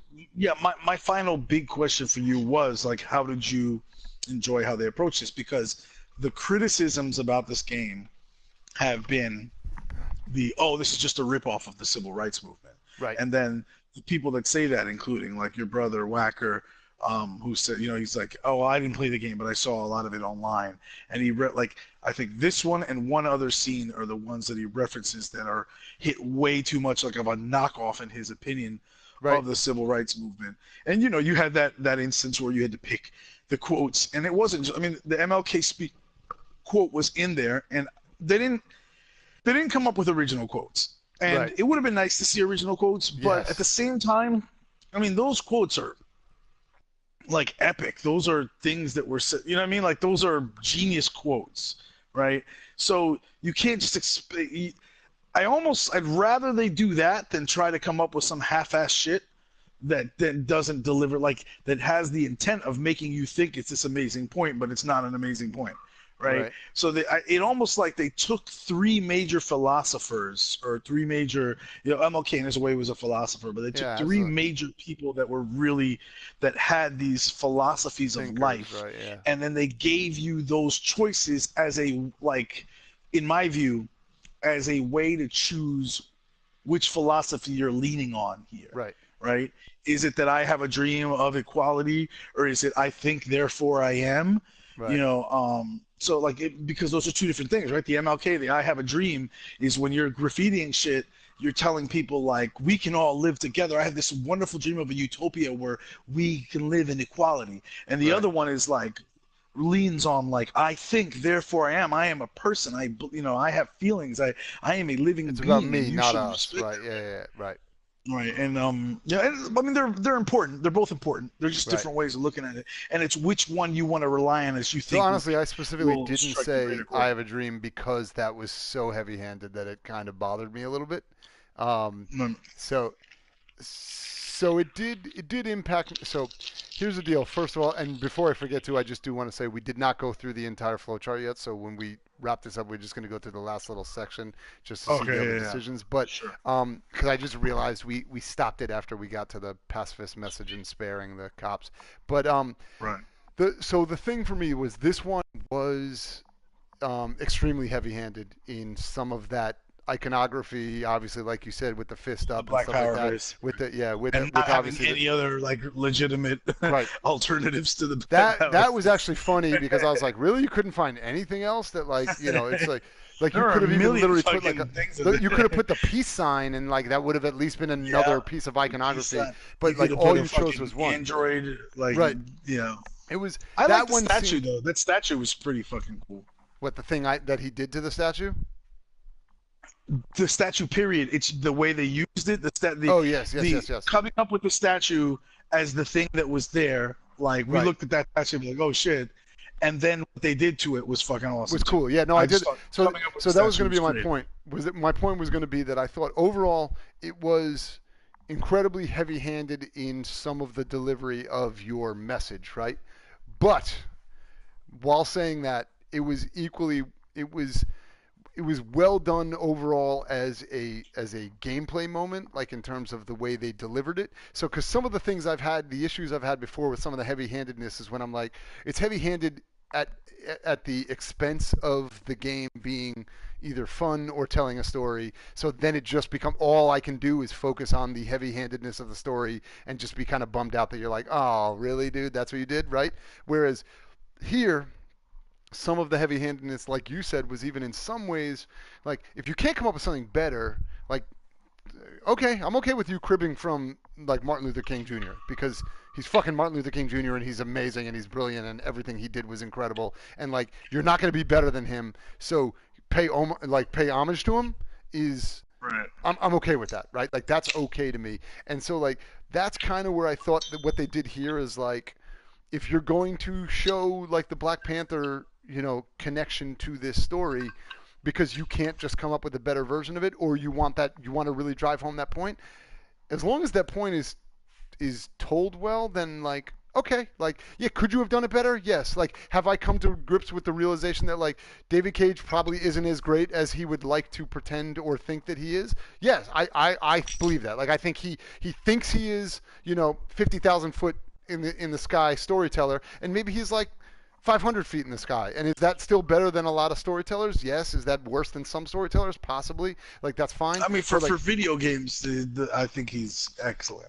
Yeah, If we were analyzing this as a complete, movie, like a film, then I would be shitting on this way worse. But if do I think he's better than most storytellers? I don't think it's as bad as it was like 10 years ago or 15 years ago when like storytelling was literally like the equivalent of like right. of watching. There's a princess in a castle. Go save her. Right. I mean, if somebody made a movie, a video game that told a story as good as like fucking Tokyo Drift, you'd be like, this is amazing. Like, yes, then that would be different. But nowadays, they're pretty. I mean, they have guys who are like script writers who write stories for games now, right? You have guys who write books or comic books who write the scripts for or write the stories for games. So it's getting better. So I still want to say that it's more difficult to do a story, like to write a story for a video game. Right, the interactiveness, number one. Number two, the fact that it's you have to sacrifice some storytelling for interactiveness. Right, and the fact that it's also maybe not 30 hours the best long. People, maybe not.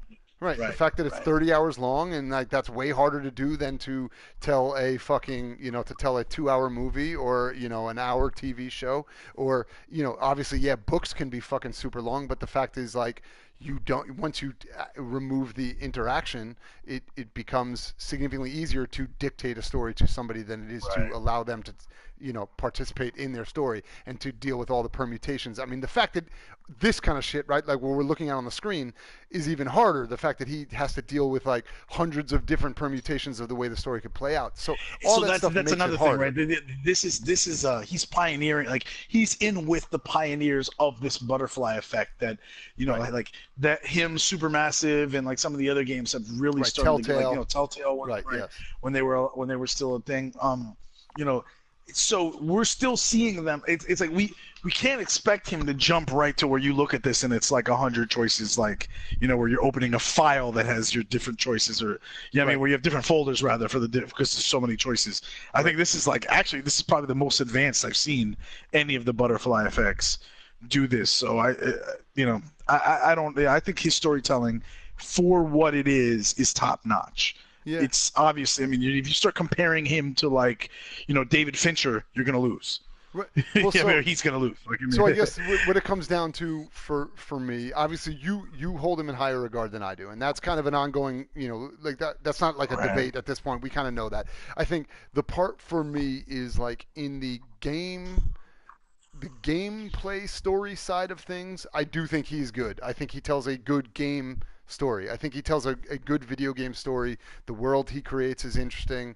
The situations he puts you in are interesting for purposes of playing a game, right? Like if you play this or you play an Uncharted or whatever, you're like, man, this is fun and it's cool and it's engaging, and he's good at that, right? I don't feel like it's like this is stupid and I don't care about the world.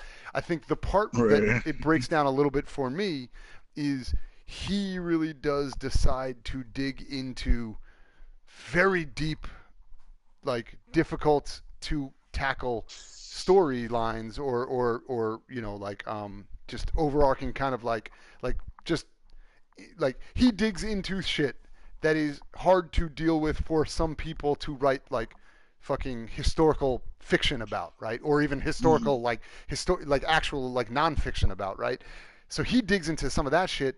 And I don't necessarily know if he always has the chops to do that. So that's more where I feel like where it breaks down a little bit more for me is that he tackles some things that I maybe don't think he is necessarily 100% qualified to handle. But when it comes down to just the like game shit where it's like, yo, there's like a fucking robot doing some shit and like here's the situation and you got to figure out a way to get into here and break into this or figure this thing out or rally these people around you. He is very good at telling that part of the story. So it's like I'm willing to give him a pass when he makes the game fun, even if he maybe fumbles some of the like we just said now in this one, right, where he like over cribs a little bit with the fucking Black Power, like fists in the air and that kind of stuff, whatever. Because I'm like, but overall, this mission was a fun one. Like it was good. It gave me actual tangible choice. I had to make parkour. I had to make fucking drone. Let North come in and do a fucking super kick. Right. Disable the alarm system.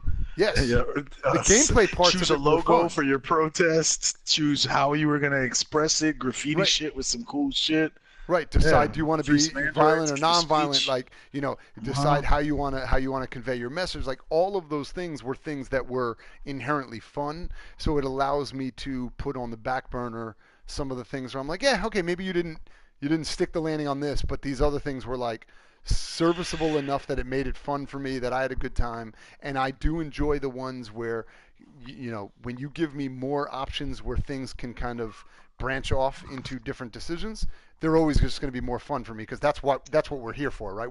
I'm here to play this game, same as you are here to watch me play this game, to see the decisions I make and see how they impact the story and how they are possibly, from your point of view, how they're different from what you did, right? So it's like when you give me enough of that, it allows me to say, all right, so maybe like saying "I have a dream" is your fucking go-to line. Could have been better, but like whatever. I get what you were going for. I kind of know what to expect from David Cage. I'm all right with it. Like it is what it is. I'm not expecting him to, like you said, I'm not expecting him to come up with his own version of it, because he's not that good. And if he's not going to be that good, then I'd be like, he's probably going to come up with something that's not nowhere near as good. It would probably be shitty and corny, right? And we'd be like, oh, you're the worst. So instead, I'm like, just take it from them then, because You know, I have a dream delivers the message you want. You know, I think therefore we are, or whatever. So you know it delivers the point you want to, and whatever you would come up with would have sounded like a shitty fucking McDonald's ad, right? So like, don't even bother doing it, and I'm fine with that. So like, overall, this one definitely clicked for me. It was good, and I think because and that's why I say like the worst critics of this game. Yeah. I'm sorry.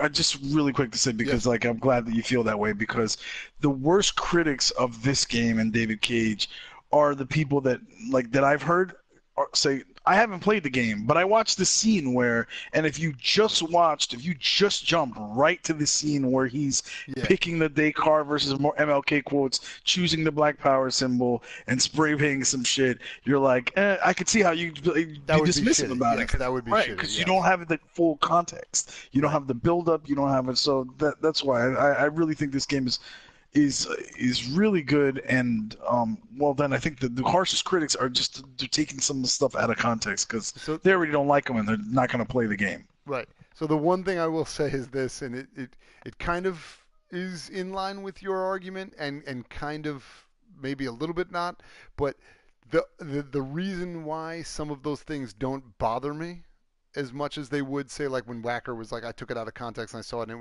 it was annoying, is also because having played everything in the game up to this point, I have learned where to lower my expectations and not be bothered by those things, right? Yeah.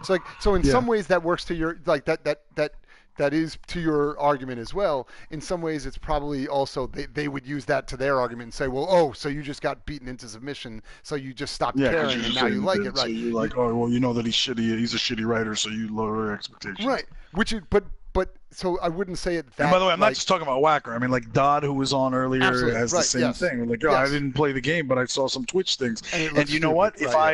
It's potential that, and then this probably happens with me. Like I see a movie trailer that some people liked, and I'm like, fuck that, I'm not going to see that movie because I saw that trailer and the scene out of it looked whack to me. So right. But then maybe you see it in context, and the rest of the movie's actually pretty great.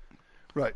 So you're right. I think there is an element of accepting the limitations of a storyteller and then allowing that to say, hey, I can still have fun with the rest of it, right? I can still allow the rest of it to be fun. And so if I hold everyone to this, like if I hold David Cage to the same level that he professes to hold himself to, everything will be miserable, I think, because he is. Maybe I have an advantage because I've never read I've never read anything about. Yeah, I've never. I just don't. I don't really. I've never read an interview with him. I've never I don't know anything about him other than I really liked Heavy Rain. Right. In retrospect, by the way, the only thing I do take of exception now is like I think Jim made that great point, and I've heard it before, but it does. It does kind of lower a little bit my appreciation for Heavy Rain in that, by the way, spoiler, if you haven't played Heavy Rain, just shut your ears for the next 10 seconds. Yeah. But the killer ends up being one of the dudes that you played as, and were like wondering to yourself, oh no, is he going to get me or whatever? Right, which then is like, oh, okay, well then you threw me off not because you're a great storyteller. You just threw me off because you literally told me it's not him, and then it ended up being him. Right. Yeah. That was pretty bad. But otherwise, the rest of the game is fucking But the rest really of it is cool. very cool. It is very Did you see Us yet, by the way? Tomorrow. Going tomorrow. We're going tomorrow. Okay. There's a potential. We're already ready to go, I wanna tweet. He'll never answer probably, but I want to tweet Jordan Peele and say, were you purposefully shouting out Heavy Rain in your movie? Okay. Don't say any more because I don't want anything to be said. I won't. But I'm very excited. We will probably talk about this pretty quickly after I see it because I'm excited to talk about it. I want to make sure the Us discussion is not lost. Like that would even I want to, if anything, maybe even do a dedicated podcast just to our discussion of that movie. I'm down with that because it really is like it's not just good as a thriller. Like it's not just good as a thriller / horror movie because it is. You could mindlessly go in there and not think about any of the deeper meaning. Right. And you could just be like, oh, fuck, this is shocking. And, there was a good amount of time when I was convinced that that's all it was. Right. Where actually for a lot of the movie, I almost felt like it was underwhelming for Jordan Peele and what I expected. Right. But I will tell you that this movie has fucking layers. Right. Like serious fucking layers. Yes, and you will leave it. Excited. You will think about it for the next week. I did searches for podcasts about it, breaking down the meanings. I read shit about it. look forward to it, man. It's All right, fucking. I'm movie's excited. dope. Yep, we're going. So before we forget, because we are already 2 hours and 40 minutes in, and we haven't let's even wrap it up. finished through this. So let's just go through. So after the pacifist message and sparing. So by the way, one interesting thing is spare unlocked something. So obviously that it becomes important down the line because the unlocks are usually those like. There'll be a situation where those cops will appear at some point later, or I'll be given the opportunity to refer to them, which is kind of cool. So right. we'll see what happens. If Right. that's positive for me or not. Maybe it could be they come back and shoot us, right? Like it could be a Saving Private Ryan, like I said before. We let them go and they come back to haunt us, but we'll see. Well, it definitely affected public opinion, right? Because they mentioned the Right. cops. Yes, they did. They said they found the 2 cops. They were fucking shaking and whatever. So the team returns to Jericho. That's 87% of people got there. So all the people basically made it back to Jericho because it started at 87%, the people that weren't right? slaughtered. Yeah. Right. Yep. And so over here, Marcus led a peaceful protest. So of the full group, Me too. it is 74%. And I wonder what that other percent could go to because it's 74%. Mine says 73. Well, it says 73. 74% of people do pacifist message, and then 73% Oh, of pacifist people message. Marcus led a peaceful protest. So I wonder what the that's other weird. percentage is. Yeah. What's that 1%? What's the What's the other choice? But yeah, so that's everything. So we did go through basically everything except for seeing that end right there. So that's pretty much it. So that wraps up Capitol Park for us, and I think That's a good one. Yeah, I enjoyed that one. That was good. I ran the gamut, man. I got North back on my side, so that's worth it just in and of itself. She likes me again. We're gonna bang probably. All right, dude. This is a good one. Craig. Yes. The next episode Yep. is one of my very favorites. It's really nice. fucking cool. Okay. Really fucking cool, but All right. I don't know. Yeah, I'll just leave it at that. Okay. So really fucking cool. But anyway, I'm excited. I could do another one if you. I But can- I know it's cannot. late. I cannot. It was, I can probably. Especially because it's that episode. Yes, I can probably get one going possibly this weekend. We have a pretty good chance we can pull another one off before I do go away. So that would be my goal is to either get another one of these or to do the Us dedicated podcast so we can figure out whichever makes sense to do. I'd rather do it. I mean, this can wait if it's to do the Us podcast because I'd like to get you fresh off the movie and you're gonna want to talk about it. All right. Yep. But then, I don't know. Maybe if time clears up for you in the middle of the day, we could maybe do a middle of the day one of these joints. I don't know. That's very possible. That's very possible. All right. All Well, right. let me know. So I will hit you up. This I'll let next you one. know. I like how everyone next gets to one's listen fucking to cool. us game plan when we're going to record again. Yeah. He's like, That's how it goes. Like peer pressure. Peer pressure. Yeah, Peer right. pressure. Peer pressure. Because I just want to keep saying over and over. The next one is really fucking cool. I'm excited. I'm definitely excited. Unless you I'm ruined liking it. where the story's going. So Unless you've already ruined it, which I don't know. No, Vic, I miss you, Connor. All right. On that note, dude, thank you very much. This has been an awesome one. You had a good time. Hey. You got to have some good conversation. Thanks. This is good. Thank you all for right, joining dude. us. Thank you, everybody, for listening. Thank you, Dot, for coming in and checking out in the room. And we will be back in very soon, sooner rather than later, to get our next episode of Ready Player 2, where 2 drunk idiots play video games, right? Yes. All right, dude. I'll see you later, Jess. Have a good one, man. See you too.